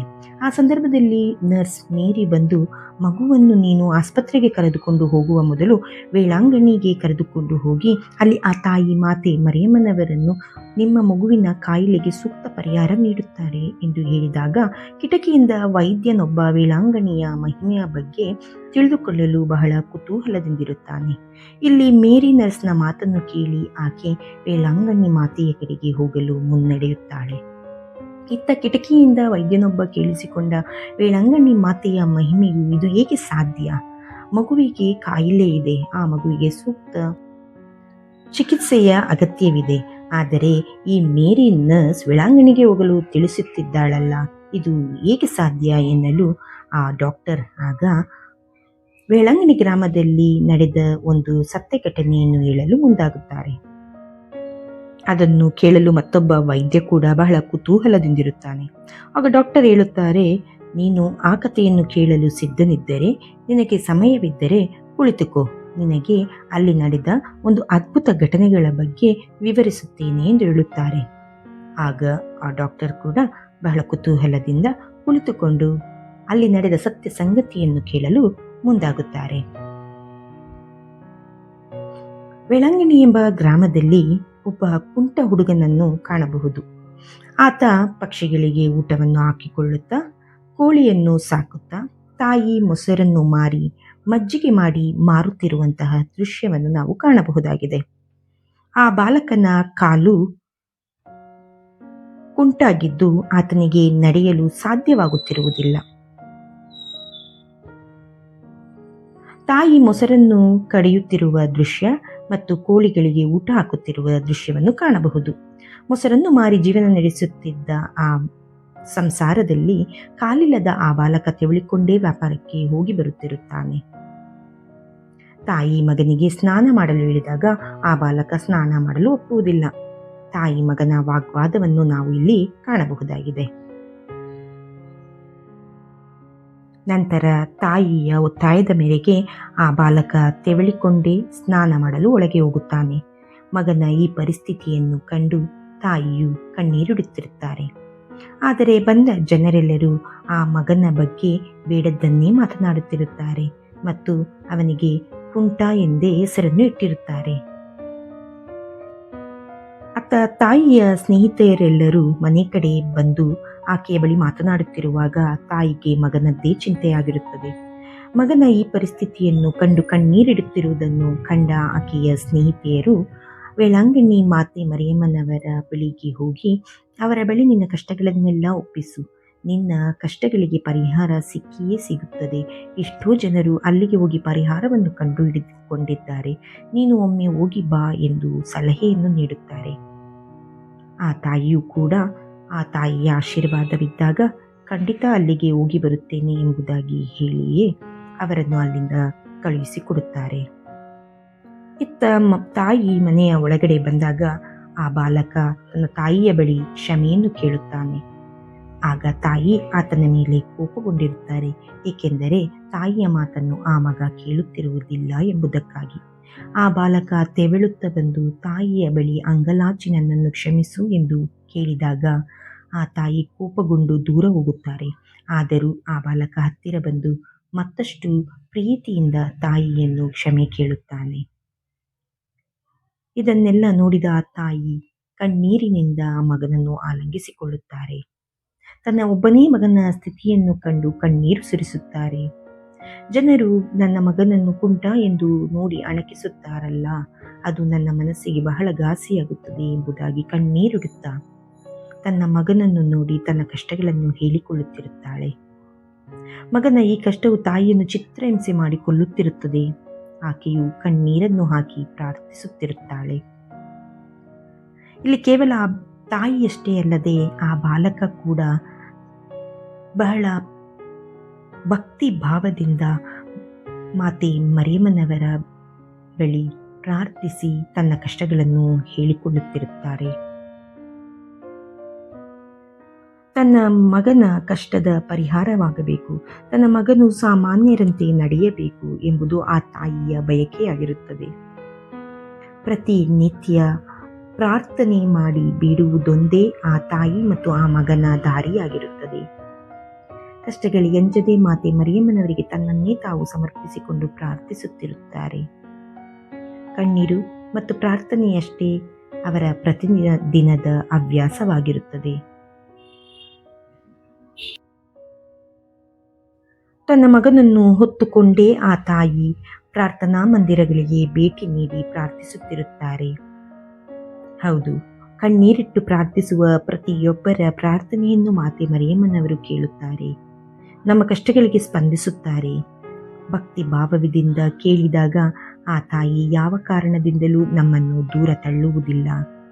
ಅದಕ್ಕೆ ಸೂಕ್ತ ನಿದರ್ಶನ ಈ ಒಂದು ಸತ್ಯ ಸಂಗತಿಯಾಗಿದೆ. ಹೀಗಿರುವ ಸಂದರ್ಭದಲ್ಲಿ ಆ ಊರಿನ ಶ್ರೀಮಂತ ವ್ಯಕ್ತಿಯೊಬ್ಬನು ಮಾತೆ ಮರಿಯಮ್ಮನವರಿಗೆ ಪ್ರಾರ್ಥನೆಯನ್ನು ಸಲ್ಲಿಸಿ ರಾತ್ರಿ ಮಲಗಲು ಹೊರಟಿರುತ್ತಾನೆ. ಆತ ದೇವಮಾತೆಯ ಸ್ವರೂಪದ ಮುಂದೆ ಮೇಣದ ಬತ್ತಿಗಳನ್ನು ಹಚ್ಚಿ ಮೊಣಕಾಲೂರಿ ಪ್ರಾರ್ಥಿಸಿ ಮಲಗುವುದು ಆತನ ದಿನನಿತ್ಯದ ವೈಖರಿಯಾಗಿರುತ್ತದೆ. ಜಪಸರ ಪ್ರಾರ್ಥನೆ ಮಾಡುವುದು ಆತನ ಪ್ರತಿದಿನದ ಪರಿಯಾಗಿರುತ್ತದೆ. ಹೀಗೆ ಜಪಸರ ಪ್ರಾರ್ಥನೆಯನ್ನು ಮಾಡಿ ಮೇಣದ ಬತ್ತಿಯನ್ನು ಹಚ್ಚಿದ ಆತ ಮಲಗಿಕೊಳ್ಳಲು ಹೋಗುತ್ತಾನೆ. ಆಗ ಆತ ದೀರ್ಘ ನಿದ್ದೆಯಲ್ಲಿರುವ ಸಂದರ್ಭದಲ್ಲಿ ಆತನಿಗೆ ಒಂದು ಧ್ವನಿಯು ಕೇಳಿಸುತ್ತದೆ. ಭಯ ಭೀತಿಯಿಂದ ಎದ್ದು ನಿಂತ ಆತ ಏನಾಗಿರುವುದೋ, ಯಾರ ಧ್ವನಿ ಇರಬಹುದೋ ಎಂದು ಸುತ್ತಲೂ ನೋಡುತ್ತಾನೆ. ಆತನಿಗೆ ಅಲ್ಲಿ ಯಾರೂ ಕಾಣುವುದಿಲ್ಲ. ಭಯದಿಂದ ಆತ ಅಕ್ಕಪಕ್ಕದಲ್ಲಿ ಸ್ವಲ್ಪ ದೂರದವರೆಗೆ ನಡೆದು ಇಲ್ಲಿ ಯಾರಿರಬಹುದು ಎಂಬುದಾಗಿ ನೋಡಲು ಅಲ್ಲಿ ಆತನಿಗೆ ಯಾರೂ ಕಾಣುವುದಿಲ್ಲ. ಇದೇನಿದು ವಿಚಿತ್ರ, ಇದು ಯಾರ ಧ್ವನಿ ಎಂಬ ಗೊಂದಲವು ಆತನ ಮನಸ್ಸಿನಲ್ಲಿರುತ್ತದೆ. ತಾನು ಮಲಗಿದ್ದ ಕೋಣೆಯನ್ನೆಲ್ಲ ಆತ ನೋಡಿದರೂ ಅಲ್ಲಿ ಆತನಿಗೆ ಯಾರೂ ಕಾಣುವುದಿಲ್ಲ. ಆದರೆ ಆತನಿಗೆ ಕೇಳಿಸಿದ್ದು ಕೇವಲ ಒಂದು ಧ್ವನಿಯಾಗಿರುತ್ತದೆ. ಬಹಳ ಕುಲಂಕುಷವಾಗಿ ಯಾರು ಎಂಬುದನ್ನು ಪರೀಕ್ಷಿಸಿದಾಗ ಅಲ್ಲಿ ಯಾರೂ ಕೂಡ ಕಾಣದದ್ದನ್ನು ಕಂಡು ಶಿಲುಬೆಯ ಗುರುತನ್ನು ಹಾಕಿ ಮತ್ತೆ ಹೋಗಿ ಮಲಗಿಕೊಳ್ಳುತ್ತಾನೆ. ಆತನಲ್ಲಿದ್ದ ಭಯ ಮಾತ್ರ ಆತನಿಂದ ದೂರವಾಗಿರುವುದಿಲ್ಲ. ಮತ್ತೊಮ್ಮೆ ಪ್ರಾರ್ಥಿಸಿ ಶಿಲುಬೆಯ ಗುರುತನ್ನು ಹಾಕಿ ಆತ ಅಲ್ಲಿಯೇ ನಿದ್ರೆಗೆ ಜಾರುತ್ತಾನೆ. ನಂತರ ಆತನ ಕನಸಿನಲ್ಲಿ ದೇವಮಾತೆಯ ದರ್ಶನವಾಗುತ್ತದೆ. ದೇವಮಾತೆಯೊಂದಿಗೆ ಆತನ ಆತ್ಮವು ಮಾತನಾಡುತ್ತದೆ. ಮಾತೆ ಮರಿಯಮ್ಮನವರ ಕೋರಿಕೆ ಏನೆಂದರೆ ವೇಳಾಂಗಣಿಯಲ್ಲಿ ಒಂದು ಸುಂದರ ಆಲಯವನ್ನು ನಿರ್ಮಿಸುವುದಾಗಿರುತ್ತದೆ. ಇದನ್ನು ಕೇಳಿದ ಆ ಶ್ರೀಮಂತ ವ್ಯಕ್ತಿಯ ಆತ್ಮವು ಮಾತೆ ಮರಿಯಮ್ಮನವರ ಬಳಿಗೆ ಬಂದು ಮೊಣಕಾಲನ್ನು ಊರಿ ಮಾತೆ ಮರಿಯಮ್ಮನವರ ಆಜ್ಞೆಯನ್ನು ಕಿವಿಗೊಟ್ಟು ಕೇಳಿಸಿಕೊಳ್ಳುತ್ತಾನೆ. ನಂತರ ಮಾತೆ ಮರಿಯಮ್ಮನವರು ಮಾಯವಾದ ತಕ್ಷಣವೇ ಆತನಿಗೆ ಎಚ್ಚರವಾಗುತ್ತದೆ ಮತ್ತು ಆತನಿಗೆ ಎಲ್ಲ ಕಡೆ ಬಂದು ಹುಡುಕಲು ಅಲ್ಲಿ ದೇವಮಾತೆಯ ಪ್ರತಿಮೆ ಮಾತ್ರ ಕಾಣಸಿಗುತ್ತದೆಯೇ ಹೊರತು ದೇವಮಾತೆಯು ಕಾಣಿಸುವುದಿಲ್ಲ. ಮತ್ತೆ ಆತ ಎಲ್ಲ ಕಡೆ ಹುಡುಕುತ್ತಾನೆ, ಆದರೆ ಅವನಿಗೆ ಯಾರೂ ಸಿಗುವುದಿಲ್ಲ. ಆತ ಮಾತೆ ಮರಿಯಮ್ಮನವರ ಪ್ರತಿಮೆಯ ಮುಂದೆ ನಿಂತು, ತಾಯಿ, ನಿನ್ನ ಆಜ್ಞೆಯಂತೆಯೇ ಆಗಲಿ, ನಾನು ವೇಳಾಂಗಣಿಯಲ್ಲಿ ಒಂದು ದೇವಾಲಯವನ್ನು ಕಟ್ಟಿಸುತ್ತೇನೆ ಎಂದು ಹೇಳಿ ಪ್ರಾರ್ಥಿಸಿ ಹೊರಡುತ್ತಾನೆ.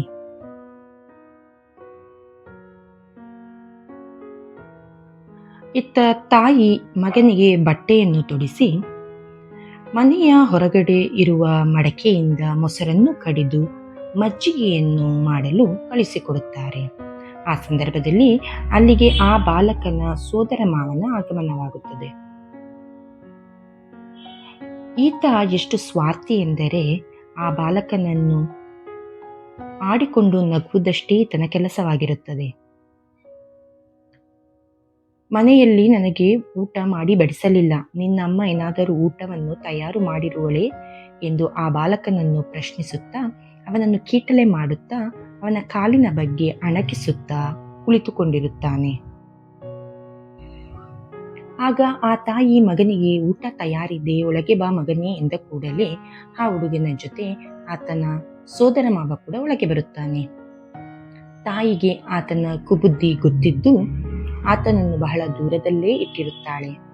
ಆದರೂ ಆತ ಯಾವುದಕ್ಕೂ ಅಂಜದೆ ಅಳುಕದೆ ಊಟಕ್ಕೆ ಕುಳಿತುಕೊಳ್ಳುತ್ತಾನೆ.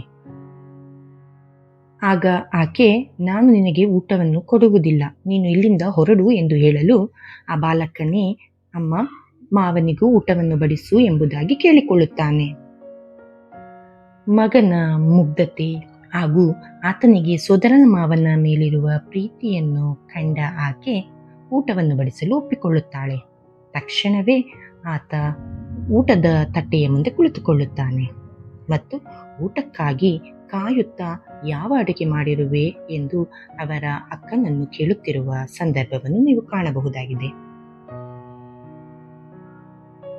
ಮತ್ತು ಇಲ್ಲಿ ಊಟವನ್ನು ಬಡಿಸುವಾಗಲೂ ಆ ಸ್ವಾರ್ಥ ಸೋದರ ಮಾವ ಆ ಹುಡುಗನಿಗೆ ಊಟ ಮಾಡಲು ಬಿಡುವುದೇ ಇಲ್ಲ. ಆತ ಬಾಯಿಗೆ ಇಡುವಷ್ಟರಲ್ಲಿ ಆತನ ಕೈಯನ್ನು ತಡೆದು ಆ ಅನ್ನವನ್ನು ಕೂಡ ತನ್ನ ತಟ್ಟೆಗೆ ಬಡಿಸಿಕೊಳ್ಳುತ್ತಾನೆ. ಪ್ರತಿ ಅನ್ನದ ತುತ್ತನ್ನು ಆ ಬಾಲಕ ತನ್ನ ಬಾಯಿಯ ಬಳಿ ತೆಗೆದುಕೊಂಡು ಹೋದಾಗ ಅದನ್ನು ಕೂಡ ಆತನು ತನ್ನ ತಟ್ಟೆಗೆ ಬಡಿಸಿಕೊಂಡು ಊಟವನ್ನು ಮಾಡುತ್ತಾನೆ. ಸೋದರ ಮಾವನಿಗೆ ಊಟ ಬಡಿಸಲು ಹೇಳಿದ ಆ ಬಾಲಕನಿಗಾದ ಶಿಕ್ಷೆ ಇದಾಗಿರುತ್ತದೆ. ಆ ಸೋದರ ಮಾವ ಆ ಮಗನು ತಿಂದು ತೇಗಿ ಅವನಿಗೆ ಬಿಕ್ಕಳಿಕೆ ಬರುತ್ತಿದೆ ಎನ್ನುವ ರೀತಿ ಅವರ ತಾಯಿಯ ಮುಂದೆ ಅವನ ತಲೆಯನ್ನು ತಟ್ಟುತ್ತಿರುತ್ತಾನೆ. ಕೊನೆಯದಾಗಿ ತಟ್ಟೆಯಲ್ಲಿದ್ದ ಎಲ್ಲ ಮೊಸರನ್ನವನ್ನು ಅವನ ತಟ್ಟೆಗೆ ತೆಗೆದುಕೊಳ್ಳುತ್ತಾನೆ ಮತ್ತು ಅವರ ತಾಯಿ ಬರುವುದರೊಳಗಾಗಿ ಆತ ಎಲ್ಲ ತಿಂದು ಮುಗಿಸಿಬಿಟ್ಟ ಎಂಬುದಾಗಿ ಹೇಳುತ್ತಾನೆ. ಇದನ್ನೆಲ್ಲ ಗಮನಿಸುತ್ತಿದ್ದ ಆ ತಾಯಿಗೆ ಇದೆಲ್ಲ ತನ್ನ ತಮ್ಮನದ್ದೇ ಕುಬುದ್ಧಿ ಎಂಬುದು ತಿಳಿಯುತ್ತದೆ. ಆ ಬಾಲಕ ಎಲ್ಲದಕ್ಕೂ ಮೌನವಾಗಿರುತ್ತಾನೆ. ಆ ತಾಯಿ ಮಗನಿಗೆ, ನೀನು ತಿನ್ನದೆ ಎಲ್ಲವನ್ನು ಆತನಿಗೆ ಕೊಟ್ಟಿರುವೆಯಾ ಎಂದು ಕೇಳಲು ಪಾಪದ ಬಾಲಕ ಆ ಅಮ್ಮನ ಮುಂದೆ, ತಿಂದೆ, ನನ್ನ ಹೊಟ್ಟೆ ತುಂಬಿದೆ ಅಮ್ಮ ಎಂದು ಹೇಳಿ ಅಲ್ಲಿಂದ ಹೊರಟು ಹೋಗುತ್ತಾನೆ. ಮನೆಯಲ್ಲಿದ್ದ ಊಟವನ್ನೆಲ್ಲ ಆ ಬಾಲಕನ ಮಾವನೇ ತಿಂದ ಕಾರಣ ಹಸಿವೆಯಿಂದ ಬಾಲಕ ಬೆರಳನ್ನು ಮಾತ್ರ ಚೀಪುತ್ತಿರುತ್ತಾನೆ. ಆದರೂ ಆತನ ಮುಖದಲ್ಲಿ ನಗುವಿನಿಂದ ತುಂಬಿದ್ದ ಭಾವನೆ ಇರುತ್ತದೆಯೇ ಹೊರತು ಸೋದರನ ಮಾವನ ಮೇಲೆ ಕೋಪಗೊಳ್ಳುವುದಿಲ್ಲ. ನಂತರ ತಾಯಿ ಮಗ ಇಬ್ಬರು ಮೊಸರು ಮಾರಾಟಕ್ಕೆಂದು ಹೋಗುವ ದಾರಿ ಮಧ್ಯದಲ್ಲಿ ಒಬ್ಬ ವ್ಯಕ್ತಿ ಓಡಿ ಬಂದು ಆ ಬಾಲಕನಿಗೆ ಒಂದು ಊರುಗೋಲನ್ನು ನೀಡುತ್ತಾನೆ ಮತ್ತು ಹೇಳುತ್ತಾನೆ, ನೀನು ಇನ್ನು ಮುಂದೆ ನಡೆದಾಡಬಹುದು, ಓಡಾಡಬಹುದು. ಈ ಊರುಗೋಲನ್ನು ಹಿಡಿದು ನೀನು ನಡೆಯಲು ಪ್ರಯತ್ನಿಸು ಎಂದು ಅದನ್ನು ನೋಡಿ ಆತನಿಗೆ ಕೊಟ್ಟು ಅದರ ಸಹಾಯದಿಂದ ನಡೆಯಲು ಹೇಳಿದಾಗ ಆ ಬಾಲಕ ಆ ಊರುಗೋಲನ್ನು ಹಿಡಿದು ನಡೆಯಲು ಪ್ರಯತ್ನಿಸುತ್ತಾನೆ. ಇದನ್ನು ನೋಡಿ ಆ ತಾಯಿಯ ಕಣ್ಣುಗಳು ತುಂಬಿಕೊಳ್ಳುತ್ತಾಳೆ ಮತ್ತು ತನ್ನ ಬಾಲಕ ಊರುಗೋಲಿನ ಸಹಾಯದಿಂದಲಾದರೂ ನಡೆಯಬಹುದಲ್ಲ, ಆತನು ಇಷ್ಟು ಸಂತೋಷದಿಂದಿರುವನಲ್ಲ ಎಂಬುದಾಗಿ ಆಕೆಯೂ ಕೂಡ ಸಂತೋಷ ಪಡುತ್ತಾಳೆ. ಇತ್ತ ತಾಯಿ ಮಗನನ್ನು ವ್ಯಾಪಾರಕ್ಕೆ ಕೂರಿಸಿ ತನ್ನ ಇತರ ಕೆಲಸದಲ್ಲಿ ಮಗ್ನರಾಗಿರುವ ಸಂದರ್ಭದಲ್ಲಿ ಬಾಲಕ ಮೊಸರನ್ನು, ಮಜ್ಜಿಗೆಯನ್ನು ಮಾರಾಟ ಮಾಡುತ್ತಿರ್ತಾನೆ. ಒಂದು ಕಡೆ ಕೂತು ಮಜ್ಜಿಗೆಯನ್ನು ಮಾರಾಟ ಮಾಡುತ್ತಿದ್ದ ಆ ಬಾಲಕನ ಬಳಿಗೆ ಹಲವರು ಬಂದು ಮಜ್ಜಿಗೆಯನ್ನು ಕುಡಿದು ಹೋಗುತ್ತಿರುತ್ತಾರೆ. ಆತನನ್ನು ಬರುವ ಎಲ್ಲರೂ ಕೂಡ, ಕುಂಟ, ನನಗೆ ಮಜ್ಜಿಗೆಯನ್ನು ಕೊಡು ಎಂಬುದಾಗಿ ಕರೆಯುತ್ತಾರೆಯೇ ಹೊರತು ಆ ಬಾಲಕನ ಹೆಸರನ್ನು ಎಲ್ಲರೂ ಮರೆತೇ ಬಿಟ್ಟಿರುತ್ತಾರೆ. ಅದೇ ದಾರಿ ಮಧ್ಯದಲ್ಲಿ ಎತ್ತಿನ ಗಾಡಿಯಲ್ಲಿ ಒಬ್ಬ ವ್ಯಕ್ತಿ ಬಂದು ಆ ಬಾಲಕನಿಂದ ಮಜ್ಜಿಗೆಯನ್ನು ತೆಗೆದುಕೊಂಡು ಕುಡಿಯುತ್ತಾನೆ. ಆ ಸಂದರ್ಭದಲ್ಲಿ ಅಲ್ಲಿಗೆ ಒಬ್ಬ ಕುರಿ ಕಾಯುವ ಹುಡುಗ ಬರುತ್ತಾನೆ. ಆತನನ್ನು ಈ ಬಾಲಕ ಕರೆದು ಮಾತನಾಡಿಸಿದಾಗ, ಏನೋ ಕುಂಟ, ವ್ಯಾಪಾರ ಜೋರ ಎನ್ನುತ್ತಾನೆ. ಆಗ ಆತ, ನನ್ನನ್ನು ಕುಂಟ ಎಂದು ಕರೆಯಬೇಡ. ಈಗ ನಾನು ನಡೆಯುತ್ತೇನೆ, ಓಡುತ್ತೇನೆ, ಕುಣಿಯುತ್ತೇನೆ ಎಂದ. ಓ ಹೌದಾ, ಹಾಗಾದರೆ ಎಲ್ಲಿ ನಡೆದು ತೋರಿಸು ಎಂದಾಗ ಆತ ಉರುಗೋಲಿನ ಆಸರೆಯಿಂದ ಬಾಲಕ ಎದ್ದು ನಿಂತು ನಡೆದು ಆ ಕುರಿ ಕಾಯುವ ಹುಡುಗನಿಗೆ ತೋರಿಸುತ್ತಾನೆ. ಆಗ ಆ ಬಾಲಕ ಆತನ ಊರುಗೋಲನ್ನು ಕಿತ್ತುಕೊಂಡು ಕುರಿ ಕಾಯಲು ಉಪಯೋಗಿಸುತ್ತಾನೆ. ಅದನ್ನು ಮುರಿದು ಹಾಕುತ್ತಾನೆ. ಆ ಬಾಲಕ ಅದು ನನ್ನದು, ಕೊಟ್ಟು ಬಿಡು ಎನ್ನಲು ಆತ ಕೊಡದೆ ತೆಗೆದುಕೊಂಡು ಹೋಗುತ್ತಾನೆ. ಎತ್ತ ಕಣ್ಣೀರಿನಿಂದ ಆ ಬಾಲಕ, ಅದು ನನ್ನ ಊರುಗೋಲು, ಅದನ್ನು ನನಗೆ ಕೊಟ್ಟು ಬಿಡು, ಅದರ ಸಹಾಯದಿಂದ ನಾನು ನಡೆದುಕೊಂಡು ಹೋಗಬೇಕು. ಅಮ್ಮ ಅಮ್ಮ, ನನ್ನ ಕೋಲನ್ನು ಕಿತ್ತುಕೊಂಡು ಹೋಗುತ್ತಿದ್ದಾನೆ ಎಂದು ಕೂಗಿದರೂ ಕೂಡ ಆ ಹುಡುಗ ಕೇಳಿಸಿಕೊಳ್ಳುವುದಿಲ್ಲ. ಆತನು ಆ ಬಾಲಕನನ್ನು ಗೇಲಿ ಮಾಡುತ್ತಾ, ನೀನು ಇನ್ನೂ ಜೋರಾಗಿ ಕೂಗಿಕೋ ಎಂದು ಅಣಕಿಸುತ್ತಾ, ಕುಂಟ ಹೋಗೋ ಎಂದು ಬೈದು ಹೋಗುವ ಸಂದರ್ಭದಲ್ಲಿ ಆ ಬಾಲಕ ಮತ್ತೊಮ್ಮೆ ಅಮ್ಮ ಅಮ್ಮ ಎಂದು ಜೋರಾಗಿ ಕೂಗುತ್ತಾನೆ. ಆತನ ಕೂಗು ಮುಗಿಲನ್ನು ಮುಟ್ಟುತ್ತದೆ. ನಂತರ ತನ್ನ ವ್ಯಾಪಾರವನ್ನು ಮುಂದುವರಿಸಲು ಆತ ತನ್ನ ಮಡಕೆಯ ಬಳಿ ತೆವಳುತ್ತಾ ಹೋಗುತ್ತಾನೆ. ಆ ಸಂದರ್ಭದಲ್ಲಿ ಆಕಾಶದಿಂದ ಪ್ರಜ್ವಲವಾದ ಬೆಳಕೊಂದು ಕಾಣಿಸುತ್ತದೆ. ಇದೇನಿದು ಎಂಬುದಾಗಿ ಆ ಹುಡುಗ ತಿರುಗಿ ನೋಡಿದಾಗ ಮಾತೆ ಮರಿಯಮ್ಮನವರ ದರ್ಶನವಾಗುತ್ತದೆ. ಆ ಬಾಲಕ ಆ ತಾಯಿಯನ್ನು ನೋಡಿ ಆನಂದ ಪರವಶನಾಗುತ್ತಾನೆ. ಅಷ್ಟರಲ್ಲಿ ಆ ತಾಯಿ ಆ ಬಾಲಕನ ಕಾಲನ್ನು ಸರಿಪಡಿಸಿರುತ್ತಾರೆ. ಆದರೆ ಆ ಬಾಲಕನಿಗೆ ಅದರ ಅರಿವಿರುವುದಿಲ್ಲ. ಆತ ಕೇವಲ ಆ ತಾಯಿಯ ಮುಗ್ಧ ಮುಖವನ್ನು ನೋಡಿ ಕುಳಿತಿರುವ ಸಂದರ್ಭದಲ್ಲಿ ಆ ತಾಯಿ ನನಗೆ ಮಜ್ಜಿಗೆಯನ್ನು ಕೊಡು ಎಂದು ಕೇಳಲು ಆ ಬಾಲಕ ಒಂದು ಮಡಕೆಗೆ ಮಜ್ಜಿಗೆಯನ್ನು ಸುರಿದು ಕುಳಿತಲ್ಲಿಯೇ ಆ ತಾಯಿಗೆ ಮಜ್ಜಿಗೆಯನ್ನು ನೀಡುತ್ತಾನೆ. ಆಗ ಆ ತಾಯಿ ನಡೆದು ಬಂದು ಕೊಡು ಎಂದು ಕೇಳುತ್ತಾಳೆ. ಕೊಟ್ಟ ಮಜ್ಜಿಗೆಯನ್ನು ಆ ಮಗುವಿಗೆ ಕುಡಿಸಿ ಆ ಬಾಲಕನ ಮಡಕೆಯನ್ನು ಹಿಂತಿರುಗಿಸುತ್ತಾರೆ ಮತ್ತು ಹೇಳುತ್ತಾರೆ, ಈಗ ನೀನು ನಾಗಪಟ್ಟಣಕ್ಕೆ ಹೋಗಿ ಅಲ್ಲಿ ಒಂದು ದೇವಾಲಯವನ್ನು ಕಟ್ಟಲು ಹೇಳು ಎನ್ನುತ್ತಾರೆ. ಆಗ ಆ ಬಾಲಕ ನಾನಾ ಸರಿಯಮ್ಮ ಎಂದು ಹೇಳುತ್ತಲೇ ಕಣ್ಣೀರಿಡುತ್ತಾನೆ. ಏನಮ್ಮ, ನೀನು ಕೂಡ ನನ್ನನ್ನು ನೋಡಿ ಗೇಲಿ ಮಾಡುವೆಯಾ? ನನಗೆ ಕಾಲಿಲ್ಲ, ನಾನು ಹೋಗಿ ಅಲ್ಲಿ ಏಳಲು ಸಾಧ್ಯವಿಲ್ಲವೆಂದು ನಿನಗೆ ಗೊತ್ತಿಲ್ಲವೇ ಎಂದು ಕಣ್ಣೀರಿಡುವ ಸಂದರ್ಭದಲ್ಲಿ ಆ ತಾಯಿಯು ನೀನು ಎದ್ದು ನಡೆ, ಎದ್ದು ನಿಲ್ಲು ಎಂದು ಆಜ್ಞೆ ಮಾಡಲು ಆ ಬಾಲಕ ನಿಧಾನವಾಗಿ ಎದ್ದು ನಿಲ್ಲುವ ಪ್ರಯತ್ನವನ್ನು ಮಾಡುತ್ತಾನೆ ಮತ್ತು ನಿಧಾನವಾಗಿ ಎದ್ದು ನಿಲ್ಲುತ್ತಾನೆ. ಮಾತೆ ಮರಿಯಮ್ಮನವರ ಕೈಯಲ್ಲಿದ್ದ ಯೇಸು ಬಾಲರು ಆ ಬಾಲಕನನ್ನು ಕೈ ಬೀಸಿ ಕರೆಯುತ್ತಿರುತ್ತಾರೆ. ಆ ಬಾಲಕ ತನ್ನ ಪೂರ್ತಿ ಪರಿಶ್ರಮವನ್ನು ತನ್ನ ಕಾಲಿನ ಮೇಲೆ ಹಾಕಿ ನಿಂತುಕೊಳ್ಳಲು ಪ್ರಯತ್ನಿಸುತ್ತಿರುತ್ತಾನೆ ಮತ್ತು ಸ್ವಲ್ಪ ಸ್ವಲ್ಪವಾಗಿಯೇ ನಿಂತುಕೊಳ್ಳುತ್ತಾನೆ. ಯಾವ ಊರುಗೋಲಿನ ಸಹಾಯವೂ ಇಲ್ಲದೆ ನಿಂತ ಆ ಬಾಲಕನ ಸಂತೋಷಕ್ಕೆ ಮಿತಿಯೇ ಇರುವುದಿಲ್ಲ. ಅಮ್ಮ, ನನಗೆ ಕಾಲು ಬಂದಿತು, ಅಮ್ಮ ನಾನು ಕುಣಿದಾಡಬಲ್ಲೆ, ಅಮ್ಮ ನಾನು ನಡೆದಾಡಬಲ್ಲೆ ಎಂದು ಹೋಗುವ ಸಂದರ್ಭದಲ್ಲಿ ಮತ್ತೆ ಹಿಂತಿರುಗಿ ಬಂದು ಆ ತಾಯಿಯ ಮುಖ ಕಮಲವನ್ನು ನೋಡಿ ನಾನು ನಾಗಪಟ್ಟಣಕ್ಕೆ ಹೋಗಿ ನನ್ನ ಕಾಲು ಬಂದ ವಿಷಯವನ್ನು ಎಲ್ಲರಿಗೂ ಹೇಳಿ ದೇವಾಲಯವನ್ನು ಕಟ್ಟಲು ತಿಳಿಸುತ್ತೇನೆ ಎಂದು ಖುಷಿಯಿಂದ ಓಡೋಡಿ ಬರುತ್ತಾನೆ. ಇದನ್ನು ನೋಡಿದ ಆ ಹಳ್ಳಿಯ ಒಬ್ಬಾಕೆಗೆ ಆಶ್ಚರ್ಯವಾಗುತ್ತದೆ ಮತ್ತು ಓಡಿ ಬಂದು ಕೇಳುತ್ತಾಳೆ, ನಿನ್ನ ಕಾಲು ಹೇಗೆ ಸರಿ ಹೋಯಿತು, ಇದು ಹೇಗೆ ಸಾಧ್ಯ ಎಂದು. ಆದರೆ ಆತ ಬೇಗ ಹೋಗಿ ತನ್ನ ತಾಯಿಯನ್ನು ನೋಡಲು ತೊರೆಯುತ್ತಾ ಓಡಿ ಹೋಗುವ ಸಂದರ್ಭವನ್ನು ನಾವು ಕಾಣಬಹುದು. ಆದರೆ ಅಲ್ಲಿದ್ದವರಿಗೆಲ್ಲ ಇದು ಆಶ್ಚರ್ಯವೆನಿಸುತ್ತದೆ. ಇದು ಹೇಗೆ ಸಾಧ್ಯ, ಈತ ಹೇಗೆ ಓಡಿ ಹೋಗುತ್ತಿದ್ದಾನೆ, ನಡೆಯುತ್ತಿದ್ದಾನೆ ಎಂದು ಅಲ್ಲಿದ್ದ ಜನರೆಲ್ಲರೂ ಪ್ರಶ್ನಿಸುತ್ತಾರೆ. ಆಗ ಅವರೆಲ್ಲರಿಗೂ ಇದು ಆಶ್ಚರ್ಯದಂತೆ ಕಾಣುತ್ತದೆ. ಆ ಬಾಲಕನ ತಾಯಿ ಹೊಲದಲ್ಲಿ ಕೆಲಸ ಮಾಡುತ್ತಿರುವ ಸಂದರ್ಭದಲ್ಲಿ ಅಲ್ಲಿಗೆ ಆಕೆಯ ಸ್ನೇಹಿತೆ ಓಡಿ ಬಂದು, ನಿನ್ನ ಮಗ ನಡೆಯುತ್ತಿದ್ದಾನೆ, ನಾನೇ ಅದನ್ನು ನೋಡಿದ್ದೆ ಎಂದು ಹೇಳಲು ಆ ತಾಯಿಗೆ ಇದು ಹೇಗೆ ಸಾಧ್ಯ, ಬೆಳಿಗ್ಗೆ ತಾನೇ ನಾನೇ ಆತನನ್ನು ಮಜ್ಜಿಗೆ ಮಾರಲು ಕೂರಿಸಿ ಬಂದೆನಲ್ಲ ಎಂದು ಹೇಳಿ, ಓ ನೀನು ಊರುಗೋಲಿನಿಂದ ನಡೆಯುತ್ತಿರುವ ನನ್ನ ಮಗನನ್ನು ನೋಡಿರುವೆಯಲ್ಲ ಎಂದು ಕೇಳಲು, ಇಲ್ಲ ಯಾವ ಉಡಿಗುಲಿನ ಸಹಾಯವೂ ಇಲ್ಲದೆ ನಡೆಯುತ್ತಿರುವ ನಿನ್ನ ಬಾಲಕನನ್ನು ನೋಡಿದೆ ಎಂದು ಹೇಳಲು ಆಕೆಯ ತಾಯಿ, ನೀನು ಕೂಡ ಹಾಸ್ಯ ಮಾಡುತ್ತಿರುವೆಯಲ್ಲ ಎಂದು ಹೇಳುವ ಸಂದರ್ಭವನ್ನು ನಾವು ಕಾಣಬಹುದಾಗಿದೆ. ಅಷ್ಟರಲ್ಲಿಗೆ ಎಲ್ಲರೂ ಬಂದು ಆಕೆಯ ಮಗ ನಡೆಯುತ್ತಿರುವುದು, ಓಡುತ್ತಿರುವುದನ್ನು ವಿವರವಾಗಿ ವಿವರಿಸುತ್ತಾರೆ. ಇದನ್ನೆಲ್ಲ ಕೇಳಿದ ಆ ತಾಯಿಗೆ ಆಶ್ಚರ್ಯವಾಗುತ್ತದೆ. ಆದರೆ ಆ ಬಾಲಕ ಮಾತ್ರ ನಾಗಪಟ್ಟಣಂಗೆ ಹೋಗಿ ದೇವಾಲಯವನ್ನು ಕಟ್ಟಿಸಲು ವಿವರಿಸುವ ಕಾತುರದಲ್ಲಿ ಇರುತ್ತಾನೆ.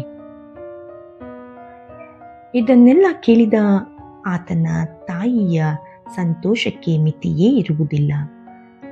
ಆಕೆಗಿದ್ದ ಒಂದೇ ಒಂದು ಕೊರಗೆಂದರೆ ತನ್ನ ಮಗ ನಡೆದಾಡಬೇಕು, ಎಲ್ಲರಂತೆ ಓಡಾಡಬೇಕು ಎಂಬುದಾಗಿರುತ್ತದೆ. ಜನರ ಎಲ್ಲ ಮಾತನ್ನು ಕೇಳಿ ತನ್ನ ಮಗ ನಡೆಯುತ್ತಿದ್ದಾನೆ, ಊರುಗೋಲಿನ ಸಹಾಯವಿಲ್ಲದೆ ನಡೆಯುತ್ತಿದ್ದಾನೆ ಎಂಬ ವಿಷಯವನ್ನು ಕೇಳಿದಾಕ್ಷಣ ಆಕೆಯ ಸಂತೋಷ, ದುಃಖ ಒಟ್ಟೊಟ್ಟಾಗಿ ಬಂದಿದ್ದು ಆಕೆ ದೇವಮಾತೆಗೆ ಕೃತಜ್ಞತೆಯನ್ನು ಸಲ್ಲಿಸುತ್ತಿರುತ್ತಾಳೆ. ಇತ್ತ ಈ ಬಾಲಕ ಆ ಶ್ರೀಮಂತ ವ್ಯಕ್ತಿಯ, ಅಂದರೆ ಕನಸಿನಲ್ಲಿ ಕಂಡ ಆ ಶ್ರೀಮಂತ ವ್ಯಕ್ತಿಯ ಮನೆಗೆ ಬರುತ್ತಾನೆ ಮತ್ತು ಬಂದು ನಡೆದ ಸಂಗತಿಯನ್ನು ವಿವರಿಸುತ್ತಾನೆ. ಆತ ಈ ಬಾಲಕ ನಡೆಯುತ್ತಿರುವುದನ್ನು ಕೂಡ ಗಮನಿಸುತ್ತಾನೆ.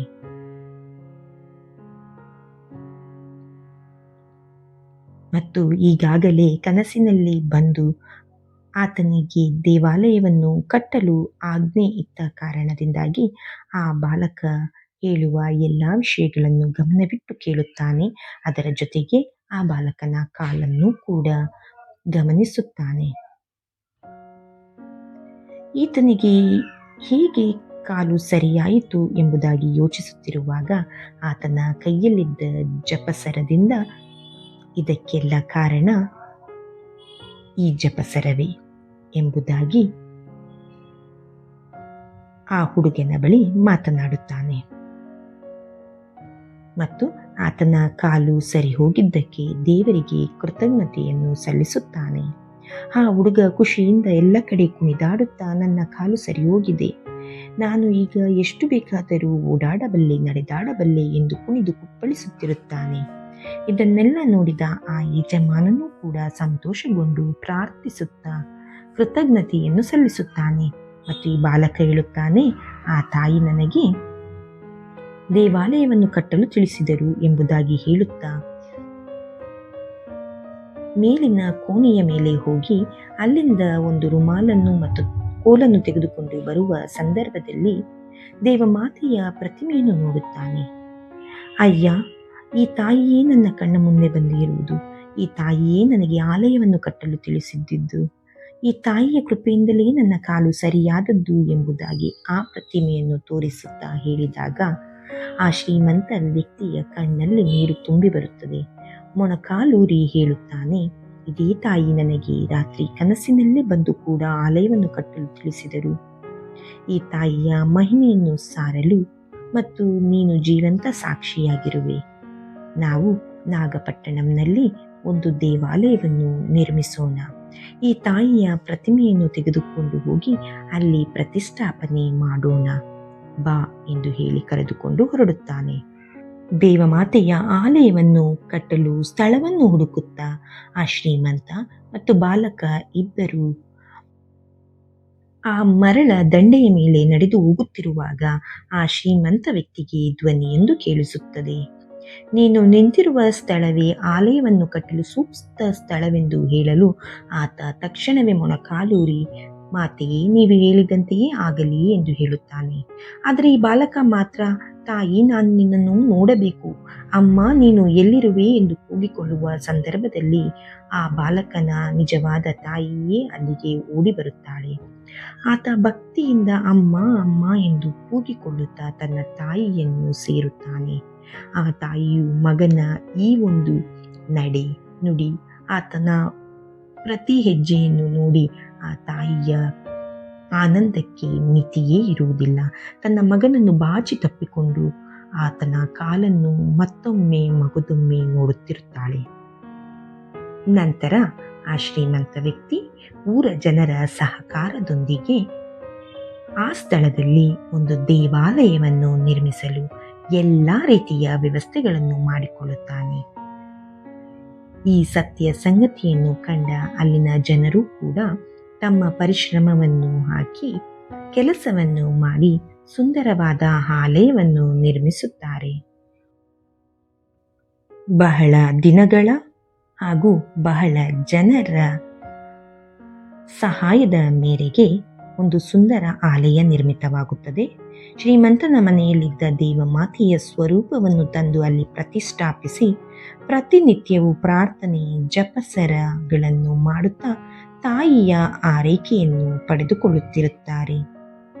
ದೇವಮಾತೆಯ ಮೆರವಣಿಗೆಯನ್ನು ಮಾಡುತ್ತಿರುತ್ತಾರೆ ಮತ್ತು ಆಕೆಯಿಂದ ಹಲವಾರು ಜನರು ಆರೋಗ್ಯ, ಐಶ್ವರ್ಯ ಮತ್ತು ಅವರ ಕಷ್ಟಗಳಿಗೆ ಪರಿಹಾರವನ್ನು ಕಂಡುಕೊಂಡಿರುತ್ತಾರೆ. ದೇವಮಾತೆಯ ಪೂಜ್ಯ ಸ್ವರೂಪವನ್ನು ಶ್ರೀಮಂತನ ಮನೆಯಿಂದ ಹೊತ್ತುಕೊಂಡು ಬಂದು ಆ ದೇವಾಲಯದಲ್ಲಿ ಪ್ರತಿಷ್ಠಾಪನೆ ಮಾಡಲಾಗುತ್ತದೆ. ಅದೇ ಸ್ವರೂಪವನ್ನು ನಾವು ವೇಳಾಂಗಣಿಯಲ್ಲಿ ಈಗಲೂ ಕೂಡ ಕಾಣಬಹುದಾಗಿದೆ. ಲಕ್ಷಾಂತರ ಜನರು ಅಲ್ಲಿಗೆ ಬಂದು ತಮ್ಮ ಕಷ್ಟಕ್ಕೆ ಪರಿಹಾರವನ್ನು ಕಂಡುಕೊಂಡಿದ್ದಾರೆ. ಸೆಪ್ಟೆಂಬರ್ 8ರಂದು ಅಲ್ಲಿ ಹಬ್ಬವು ನಡೆಯುತ್ತದೆ ಮತ್ತು ಮೆರವಣಿಗೆಯೂ ಕೂಡ ನಡೆಯುತ್ತದೆ. ಈಗಲೂ ಸಹ ಅಲ್ಲಿಗೆ ಜನರ ದಂಡು ಹರಿದು ಬರುತ್ತದೆ. ತೇರು ಮೆರವಣಿಗೆಯನ್ನು ನೋಡಲು ಬಂದಿದ್ದ ಒಬ್ಬಾಕೆಗೆ ಮಾತೆ ಮರಿಯಮ್ಮನವರ ಅದ್ಭುತದ ಬಗ್ಗೆ ತಿಳಿದುಕೊಳ್ಳುವ ಕುತೂಹಲವಿರುತ್ತದೆ. ಆದ್ದರಿಂದ ಆಕೆ ಈ ಹಬ್ಬಕ್ಕೆ ಕಾರಣವೇನೆಂದು ಕೇಳಲು ಅಲ್ಲಿದ್ದಾತ ಈ ಒಂದು ಕಥೆಯನ್ನು ಹೇಳುತ್ತಾನೆ, ಅಂದರೆ 3ನೆಯ ಅದ್ಭುತವನ್ನು ಹೇಳುತ್ತಾನೆ. ಬ್ರಿಟಿಷರು ಹಡಗಿನಲ್ಲಿ ಪ್ರಯಾಣ ಬೆಳೆಸುತ್ತಿದ್ದ ಸಂದರ್ಭವದು. ಆ ಸಂದರ್ಭದಲ್ಲಿ ಹಡಗು ಅಲೆಗಳ ಹೊಡೆತಕ್ಕೆ ಸಿಕ್ಕಿ ಮುಳುಗುತ್ತಿರುವ ಸಂದರ್ಭವನ್ನು ಕಾಣಬಹುದಾಗಿರುತ್ತದೆ. ಇತ್ತ ಬೇರೆಡೆ ಇದ್ದ ಬೇರೆಯ ಎಲ್ಲ ಬ್ರಿಟಿಷರು ಕೂಡ ಹಡಗಿನ ಒಳಗೆ ಮಲಗಿದ್ದ ಒಬ್ಬ ವ್ಯಕ್ತಿಯನ್ನು ಕರೆದು, ಇಲ್ಲಿ ನೋಡಿ, ನಮ್ಮ ಹಡಗು ಮಳೆಯ ರಭಸಕ್ಕೆ ಸಿಲುಕಿ ನಮ್ಮ ಹಡಗು ಮುಳುಗುತ್ತಿದೆ. ನಾವು ಇಲ್ಲಿಂದ ಹೇಗೆ ಹೊರ ಹೋಗಬೇಕೆಂಬುದನ್ನು ತಿಳಿಯುತ್ತಿಲ್ಲ ಎಂದು ಕೇಳಲು ಆತ ಓಡಿ ಬಂದು ಏನಾಗುತ್ತಿದೆ ಎಂಬುದನ್ನು ಗಮನಿಸುತ್ತಾನೆ. ಅವರ ಹಡಗು ರಭಸವಾದ ಅಲೆಗಳಿಗೆ ಸಿಲುಕಿರುತ್ತದೆ. ಮಳೆಯ ಹೊಡೆತ ಎಷ್ಟಿತ್ತೆಂದರೆ ಅದನ್ನು ನಿಯಂತ್ರಣಕ್ಕೆ ತರಲು ಸಾಧ್ಯವೇ ಆಗುತ್ತಿರುವುದಿಲ್ಲ. ಏನು ಮಾಡಬೇಕೆಂದು ತೋಚದೆ ಜನರೆಲ್ಲರೂ, ಅದರಲ್ಲಿದ್ದವರೆಲ್ಲರೂ ಬಿದ್ದು ಹೊರಳಾಡುವ ಸಂದರ್ಭವನ್ನು ಕಾಣಬಹುದು. ಹಡಗನ್ನು ಎಷ್ಟೇ ನಿಯಂತ್ರಣ ಮಾಡಿದರೂ ಆ ಹಡಗು ಮಾತ್ರ ನಿಯಂತ್ರಣಕ್ಕೆ ಬರುತ್ತಿರುವುದಿಲ್ಲ. ಕಷ್ಟಪಟ್ಟು ತಮ್ಮ ಜೀವವನ್ನು ಉಳಿಸಿಕೊಳ್ಳಲು ಬಹಳಷ್ಟು ಶ್ರಮ ಪಡುತ್ತಿದ್ದರು. ಒಳಗಡೆ, ಅಂದರೆ ಹಡಗಿನ ಒಳಗಡೆ ಪೂಜ್ಯ ಮಾತೆ ಮರಿಯಮ್ಮನವರ ಸ್ವರೂಪವನ್ನು ಇಡಲಾಗಿತ್ತು. ಅಲ್ಲಿಗೆ ಬಂದ ಒಬ್ಬಾತ ಆ ಮಾತೆ ಮರಿಯಮ್ಮನವರ ಬಳಿ ಕಣ್ಣೀರಿಟ್ಟು ಪ್ರಾರ್ಥಿಸುತ್ತಾನೆ. ನಮ್ಮ ಈ ಕಷ್ಟಕ್ಕೆ ಒಂದು ಸಲಹೆಯನ್ನು ಕೊಡು ತಾಯೇ, ನಮ್ಮನ್ನು ಕಾಪಾಡು, ನಾವು ಕಷ್ಟದಲ್ಲಿದ್ದೇವೆ, ನಮ್ಮ ಪ್ರಾಣಾಪಾಯದಲ್ಲಿದೆ. ಹಡಗು ಅಲೆಗಳ ಹೊಡೆತಕ್ಕೆ ಸಿಲುಕಿ ನಮ್ಮ ಜೀವ ಹೋಗುವ ಸಂದರ್ಭವಿದು, ನಮ್ಮನ್ನು ಕಾಪಾಡಮ್ಮ ಎಂದು ಪ್ರಾರ್ಥಿಸುವ ಸಂದರ್ಭದಲ್ಲಿ ಹಡಗಿನೊಳಗೆ ನೀರು ಬಹಳವಾಗಿ ನುಗ್ಗುತ್ತದೆ. ಈತ ಏನು ಮಾಡಬೇಕೆಂದು ತೋಚದೆ ಜನರನ್ನು ಹೇಗೆ ರಕ್ಷಿಸಬೇಕೆಂಬುದು ಆತನಿಗೆ ತಿಳಿಯುವುದಿಲ್ಲ. ಎಷ್ಟು ಪ್ರಯತ್ನ ಪಟ್ಟರೂ ಕೂಡ ಹಡಗು ನಿಯಂತ್ರಣಕ್ಕೆ ಬರುತ್ತಿರುವುದಿಲ್ಲ. ಮಳೆಯೂ ಕೂಡ ಕಡಿಮೆಯಾಗುವುದಿಲ್ಲ. ಆ ಹಡಗಿನಲ್ಲೇ ಇದ್ದ ಮಾತೆ ಮರಿಯಮ್ಮನವರ ಸ್ವರೂಪವು ಇದಕ್ಕೆಲ್ಲ ಸಾಕ್ಷಿಯಾಗಿರುತ್ತದೆ. ಹಡಗಿನಲ್ಲಿದ್ದ ಎಲ್ಲ ರೀತಿಯ ವಸ್ತುಗಳನ್ನು ನೆಲಕ್ಕೆ ಎಸೆಯುತ್ತಿರುತ್ತಾರೆ. ಏಕೆಂದರೆ ಹಡಗು ಭಾರವಾದಷ್ಟು ಹಡಗು ಮುಳುಗಲು ಸಾಧ್ಯವಾಗುತ್ತದೆ. ಹಗುರವಾದರೆ ತೇಲಬಹುದೆಂಬ ಒಂದು ಹೆಬ್ಬಯಕೆಯಿಂದ ಅವರ ಜೀವವನ್ನು ಉಳಿಸಿಕೊಳ್ಳಲು ಬೇಕಾದ ಎಲ್ಲ ಪ್ರಯತ್ನಗಳನ್ನು ಅಲ್ಲಿ ಮಾಡಲಾಗುತ್ತಿರುತ್ತದೆ. ಆ ಮುಖ್ಯಸ್ಥ ನಿರಾಸೆಗೊಂಡು ಮತ್ತೊಮ್ಮೆ ಒಳಗಡೆ ಬಂದು ಮಾತೆ ಮರಿಯಮ್ಮನವರ ಬಳಿ ಮೊಣಕಾಲೂರಿ ಪ್ರಾರ್ಥಿಸುತ್ತಾನೆ. ತಾಯಿ, ನಮ್ಮ ಸಾವೊಂದೇ ಈಗ ಇರುವ ದಾರಿಯಾಗಿದೆ. ನಮ್ಮ ಹಡಗು ನಿಯಂತ್ರಣಕ್ಕೆ ಸಿಗುತ್ತಿಲ್ಲ. ನೀನು ನಮ್ಮನ್ನು ಕಾಪಾಡಬಲ್ಲೆ, ಆದರೆ ಏಕೆ ನೀನು ನಮ್ಮ ಕೈ ಬಿಟ್ಟಿರುವಿರಿ ಎಂದು ಹಾಡುತ್ತಾ ಮಾತೆ ಮರಿಯಮ್ಮನವರ ಪಾದದಡಿ ತನ್ನ ತಲೆಯನ್ನು ಇಟ್ಟು ಪ್ರಾರ್ಥಿಸುತ್ತಾ ಕಣ್ಣೀರಿಡುತ್ತಾನೆ. ಆ ಸ್ವಲ್ಪ ಸಮಯದ ಹೊತ್ತಿಗೆ ಮಳೆಯು ನಿಲ್ಲುತ್ತದೆ, ಸಮುದ್ರವು ಶಾಂತವಾಗುತ್ತದೆ, ಅಲೆಗಳ ರಭಸವು ನಿಧಾನವಾಗಿ ಕಡಿಮೆಯಾಗುತ್ತದೆ. ಇದನ್ನೆಲ್ಲ ನೋಡಿದ ಅವರ ಸಹಚರರು ಒಳಗೆ ಬಂದು ನಡೆದ ಸಂಗತಿಯನ್ನು ವಿವರಿಸುತ್ತಾರೆ. ಮುಖ್ಯಸ್ಥರೇ, ಮಳೆಯು ನಿಂತಿದೆ, ಅಲೆಯೂ ಕೂಡ ಕಡಿಮೆಯಾಗಿದೆ, ನಮ್ಮ ಹಡಗು ಅಪಾಯದಿಂದ ಪಾರಾಗಿದೆ ಎಂದು ಹೇಳಲು ಆತ ಮಾತೆ ಮರಿಯಮ್ಮನವರಿಗೆ ಕೃತಜ್ಞತೆಯನ್ನು ಸಲ್ಲಿಸುತ್ತಾನೆ ಮತ್ತು ಸಂತೋಷದಿಂದ ಮಾತೆ ಮರಿಯಮ್ಮನವರ ಸ್ವರೂಪವನ್ನು ಕೈಗೆ ಎತ್ತಿಕೊಂಡು, ತಾಯಿ, ನನ್ನನ್ನು ಕ್ಷಮಿಸು, ನಾನು ನಿನ್ನ ಮೇಲೆ ಕೋಪ ಮಾಡಿಕೊಂಡೆ, ನನ್ನನ್ನು ನೀನು ಕಾಪಾಡಿರುವೆ ಎಂದು ಹೇಳುತ್ತಾ ಮಾತೆ ಮರಿಯಮ್ಮನವರ ಸ್ವರೂಪವನ್ನು ತೆಗೆದುಕೊಂಡು ಹೊರಗಡೆ ಬಂದು ನೋಡಲು ಮಳೆ ನಿಂತು ಹಡಗು ಕೂಡ ಯಥಾಸ್ಥಿತಿಯಲ್ಲಿ ಚಲಿಸುತ್ತಿರುತ್ತದೆ. ಇದನ್ನೆಲ್ಲ ನೋಡಿ ಅಲ್ಲಿದ್ದ ಸಹಚರರು ಮತ್ತು ಮುಖ್ಯಸ್ಥರು ಕೂಡ ದಡವನ್ನು ತಲುಪಲು ಬಹಳ ಹಂಬಲದಿಂದ ಕಾಯುತ್ತಿರುತ್ತಾರೆ ಮತ್ತು ಶಿಲುಬೆಯ ಗುರುತನ್ನು ಹಾಕಿ ಮಾತೆಗೆ ಕೃತಜ್ಞತೆಯನ್ನು ಸಲ್ಲಿಸುತ್ತಾರೆ. ಹೀಗೆ ಬೆಳಗಾಗುವುದರೊಳಗಾಗಿ ಅವರೆಲ್ಲರೂ ಸುರಕ್ಷಿತವಾಗಿ ಬಂದು ದಡವನ್ನು ಸೇರುತ್ತಾರೆ. ಯಾವ ಅಪಾಯವೂ ಆಗದೆ ದಡವನ್ನು ತಲುಪಿದ್ದು ಕೇವಲ ಮಾತೆ ಮರಿಯಮ್ಮನವರ ಪವಾಡದ ಸದೃಶ್ಯವೇ ಸರಿಯಾಗಿದೆ. ಅಲ್ಲಿಗೆ ಬಂದ ಅವರೆಲ್ಲರೂ ನಡೆದ ಸಂಗತಿಯನ್ನು ವಿವರಿಸುತ್ತಾರೆ. ಇವರೆಲ್ಲ ಮತ್ತೆ ಹಿಂತಿರುಗಿ ಬರುವುದೇ ಇಲ್ಲ ಎಂದುಕೊಂಡಿದ್ದವರು ಬದುಕಿ ಬಂದಿದ್ದನ್ನು ಕಂಡ ಆ ಹಳ್ಳಿಯವರೂ ಕೂಡ ಸಂತೋಷಗೊಳ್ಳುತ್ತಾರೆ ಮತ್ತು ರಾತ್ರಿ ನಡೆದ ಸಂಗತಿಯನ್ನು ವಿವರಿಸುತ್ತಾರೆ. ಆಗ ಅಲ್ಲಿದ್ದ ಜನರು ಇದಕ್ಕೆಲ್ಲ ಕಾರಣ ಮಾತೆ ಮರಿಯಮ್ಮನವರ ಒಂದು ಪವಾಡವೇ ಸರಿ ಎಂಬುದಾಗಿ ತಿಳಿದುಕೊಳ್ಳುತ್ತಾರೆ. ಹೀಗೆ ಆ ಬ್ರಿಟಿಷರೆಲ್ಲರೂ ಆ ದಿನ ರಾತ್ರಿ ಅದೇ ಹಳ್ಳಿಯಲ್ಲಿ ತಂಗುತ್ತಾರೆ. ಆಗ ಆ ಪಡೆಯ ಮುಖ್ಯಸ್ಥ ಕಡಲ ತೀರದಲ್ಲಿ ನಡೆದು ಹೋಗುತ್ತಿರುವಾಗ ಅಚಾನಕ್ಕಾಗಿ ಒಂದು ಹೆಂಗಸಿನ ಆಗಮನವನ್ನು ಕಂಡು ಆಕೆಯನ್ನು ಹಿಂಬಾಲಿಸುತ್ತಾ ಹೋಗುತ್ತಾನೆ. ಆ ಹೆಂಗಸು ನಡೆದು ಮುಂದೆ ಸಾಗುತ್ತಿದ್ದಂತೆ ಈತ ಕೂಡ ಆಕೆಯನ್ನು ಹಿಂಬಾಲಿಸುತ್ತಾ ಬಹಳ ದೂರದವರೆಗೂ ನಡೆದು ಹೋಗುತ್ತಾನೆ. ಈಕೆ ಯಾರಿರಬಹುದು? ಇದ್ದಕ್ಕಿದ್ದಂತೆ ಎಲ್ಲಿಂದ ಬಂದಳು ಎಂದು ಆಕೆಯನ್ನೇ ಹಿಂಬಾಲಿಸುತ್ತಾ ಮುನ್ನಡೆದು ಹೋಗುತ್ತಿರುವಾಗ ಆ ತಾಯಿ ಮಜ್ಜಿಗೆ ಮಾರುವ ಯುವಕರೆಲ್ಲ ಸೇರಿ ಕಟ್ಟಿದ್ದ ಚರ್ಚ್ನ ಬಳಿ ಕಣ್ಮರೆಯಾಗುತ್ತಾರೆ. ಆ ಸ್ಥಳಕ್ಕೆ ಓಡಿ ಬಂದ ಆ ಮುಖ್ಯಸ್ಥ ಅಲ್ಲಿದ್ದ ಮಾತೆ ಮರಿಯಮ್ಮನವರನ್ನು ನೋಡಿ ಕಣ್ತುಂಬಿಕೊಳ್ಳುತ್ತಾನೆ ಮತ್ತು ಶಿಲುಬೆಯ ಗುರುತನ್ನು ಹಾಕಿ ಮೊಣಕಾಲೂರಿ ಪ್ರಾರ್ಥಿಸುತ್ತಾನೆ. ರಾತ್ರಿ ನಮ್ಮನ್ನು ರಕ್ಷಿಸಿದ ತಾಯೇ, ಅಮ್ಮ ಎಂದು ಪ್ರಾರ್ಥಿಸುತ್ತಾ ಆ ಪೂಜ್ಯ ಮುಖವನ್ನು ನೋಡಿ ಸ್ವಲ್ಪ ಹೊತ್ತಾದ ಮೇಲೆ ಆ ಚರ್ಚ್ನ ದುರಸ್ತಿಯನ್ನು ಕಣ್ತುಂಬ ನೋಡುತ್ತಾನೆ. ಇದೇನಿದು? ಈ ಚರ್ಚ್ ಈ ಅವಸ್ಥೆಯಲ್ಲಿದೆ. ತಾಯಿ, ನಿಮಗೊಂದು ಸುಂದರ ಆಲಯವನ್ನು ಕಟ್ಟುವುದು ನನ್ನ ಬಯಕೆ ಎಂದು ಹೊರಗೆ ಓಡಿ ಬಂದ ಆತ ತನ್ನೆಲ್ಲ ಸಹಚರರನ್ನು ಕೂಗಿ ಕರೆಯುತ್ತಾನೆ. ಆತನ ಕೂಗಿಗೆ ಆ ಸಹಚರರೆಲ್ಲ ಭಯಭೀತರಾಗಿ ಈತ ಏಕೆ ಈ ರೀತಿ ಕೂಗುತ್ತಿದ್ದಾನೆ ಎಂದು ಅಲ್ಲಿಗೆ ಓಡಿ ಬರುತ್ತಾರೆ. ಅಷ್ಟೇ ಅಲ್ಲದೆ ಆ ಹಳ್ಳಿಯ ಜನರು ಕೂಡ ಅಲ್ಲಿಗೆ ಬಂದು ನಿಲ್ಲುತ್ತಾರೆ. ನಂತರ ಈ ಸ್ಥಳದ ಮಹಿಮೆಯನ್ನು ಕೇಳಿದಾಗ ಅಲ್ಲಿನ ಮುಖ್ಯಸ್ಥ ಇದನ್ನು ವಿವರಿಸುತ್ತಾನೆ. ತಕ್ಷಣವೇ ಇಲ್ಲಿ ಒಂದು ಸುಂದರ ಆಲಯವನ್ನು ಕಟ್ಟಬೇಕೆಂದು ನಿರ್ಧರಿಸಿ ಆತ ಅಲ್ಲಿ ಒಂದು ಸುಂದರ ಆಲಯವನ್ನು ನಿರ್ಮಿಸುತ್ತಾನೆ. ಅಂದೇ ಅವನು ಧ್ವಜಾರೋಹಣವನ್ನು ಮಾಡಿ ಆ ತಾಯಿಯ ಹಬ್ಬಕ್ಕೆ ಚಾಲನೆ ನೀಡುತ್ತಾನೆ.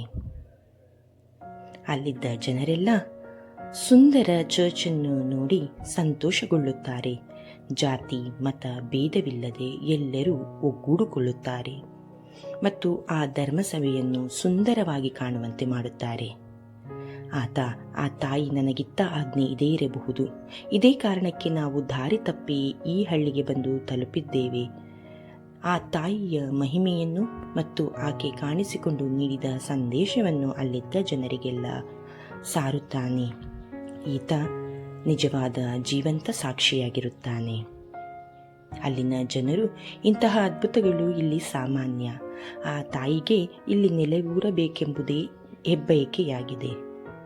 ನಾವು ಆ ತಾಯಿಯನ್ನು ಸದಾಕಾಲ ಇಲ್ಲಿಯೇ ನೆಲೆಯೂರುವಂತೆ ಮಾಡಬೇಕು ಎಂಬುದಾಗಿ ಅಲ್ಲಿನ ಪೂಜಾರಿ ಕೂಡ ತನ್ನ ಸಹವರ್ತಿಗಳಿಗೆ ಹೇಳುತ್ತಾನೆ ಮತ್ತು ಹಬ್ಬಕ್ಕೆ ಬೇಕಾದ ಎಲ್ಲ ರೀತಿಯ ಸಿದ್ಧತೆಗಳನ್ನು ಮಾಡಿಕೊಳ್ಳುವಂತೆ ತಿಳಿಸುತ್ತಾನೆ. ಇಲ್ಲಿ ಯಾವುದೇ ಜಾತಿ ಭೇದವಿಲ್ಲದೆ ಎಲ್ಲರೂ ಒಟ್ಟಾಗಿ ಸೇರಿ ಆ ಹಬ್ಬವನ್ನು ಆಚರಿಸುತ್ತಾರೆ. ಇದೇ ಹಬ್ಬವು ಪ್ರತಿ ವರ್ಷ ಸೆಪ್ಟೆಂಬರ್ 8ರಂದು ನಡೆಯುವ ಅದ್ದೂರಿಯಾದಂತಹ ಮಾತೆ ಮರಿಯಮ್ಮನವರ ಹುಟ್ಟುಹಬ್ಬವಾಗಿದೆ. ಅಂದಿನಿಂದ ಅಲ್ಲಿ ಈ ಹಬ್ಬವನ್ನು ಆಚರಿಸಲಾಗುತ್ತದೆ ಎಂಬುದಾಗಿ ಆ ವೈದ್ಯ ತನ್ನ ಸಹವೈದ್ಯನಿಗೆ ಎಲ್ಲ ಸಂಗತಿಯನ್ನು ವಿವರವಾಗಿ ವಿವರಿಸುತ್ತಾನೆ. ಹೌದು ಆತ್ಮೀಯರೇ, ವೇಳಾಂಗಣ್ಣಿ ಮಾತೆಯ ಅದ್ಭುತಗಳು ಅಪಾರ. ಭಕ್ತಿಯಿಂದ ಬೇಡಿದ್ದನ್ನು ಕೊಡುವ ತಾಯಿ ಈಕೆಯಾಗಿದ್ದು, ಈಕೆಯಲ್ಲಿ ಭಕ್ತಿಯಿಂದ ಪ್ರಾರ್ಥಿಸುತ್ತಾ ಬೇಡಿದಲ್ಲಿ ಖಂಡಿತವಾಗಿಯೂ ನಮ್ಮೆಲ್ಲ ಕಷ್ಟಗಳಿಗೆ ಪರಿಹಾರ ದೊರೆಯುತ್ತದೆ. ವೇಳಾಂಗಣ್ಣಿ ಮಾತೆಯ ಅನುಗ್ರಹವನ್ನು ಪಡೆಯಲು ವೇಳಾಂಗಣ್ಣಿಗೆ ಭೇಟಿ ನೀಡಿರಿ. ವೇಳಾಂಗಣ್ಣಿಯ ಆರೋಗ್ಯ ಮಾತೆಯೇ ನಮಗಾಗಿ ಪ್ರಾರ್ಥಿಸಿರಿ. ಸಂತರ ಕಥೆಗಳು, ದೇವರ ವಾಕ್ಯದ ಪ್ರಬೋಧನೆ ಹಾಗೂ ಮತ್ತಿತರ ಆಧ್ಯಾತ್ಮಿಕ ವಿಷಯಗಳನ್ನು ಆಲಿಸಲು ದಯವಿಟ್ಟು ಸಬ್ಸ್ಕ್ರೈಬ್ ಮಾಡಿ ಡಿವೈನ್ ಗ್ರೇಸ್ ಇಗ್ನೈಟರ್.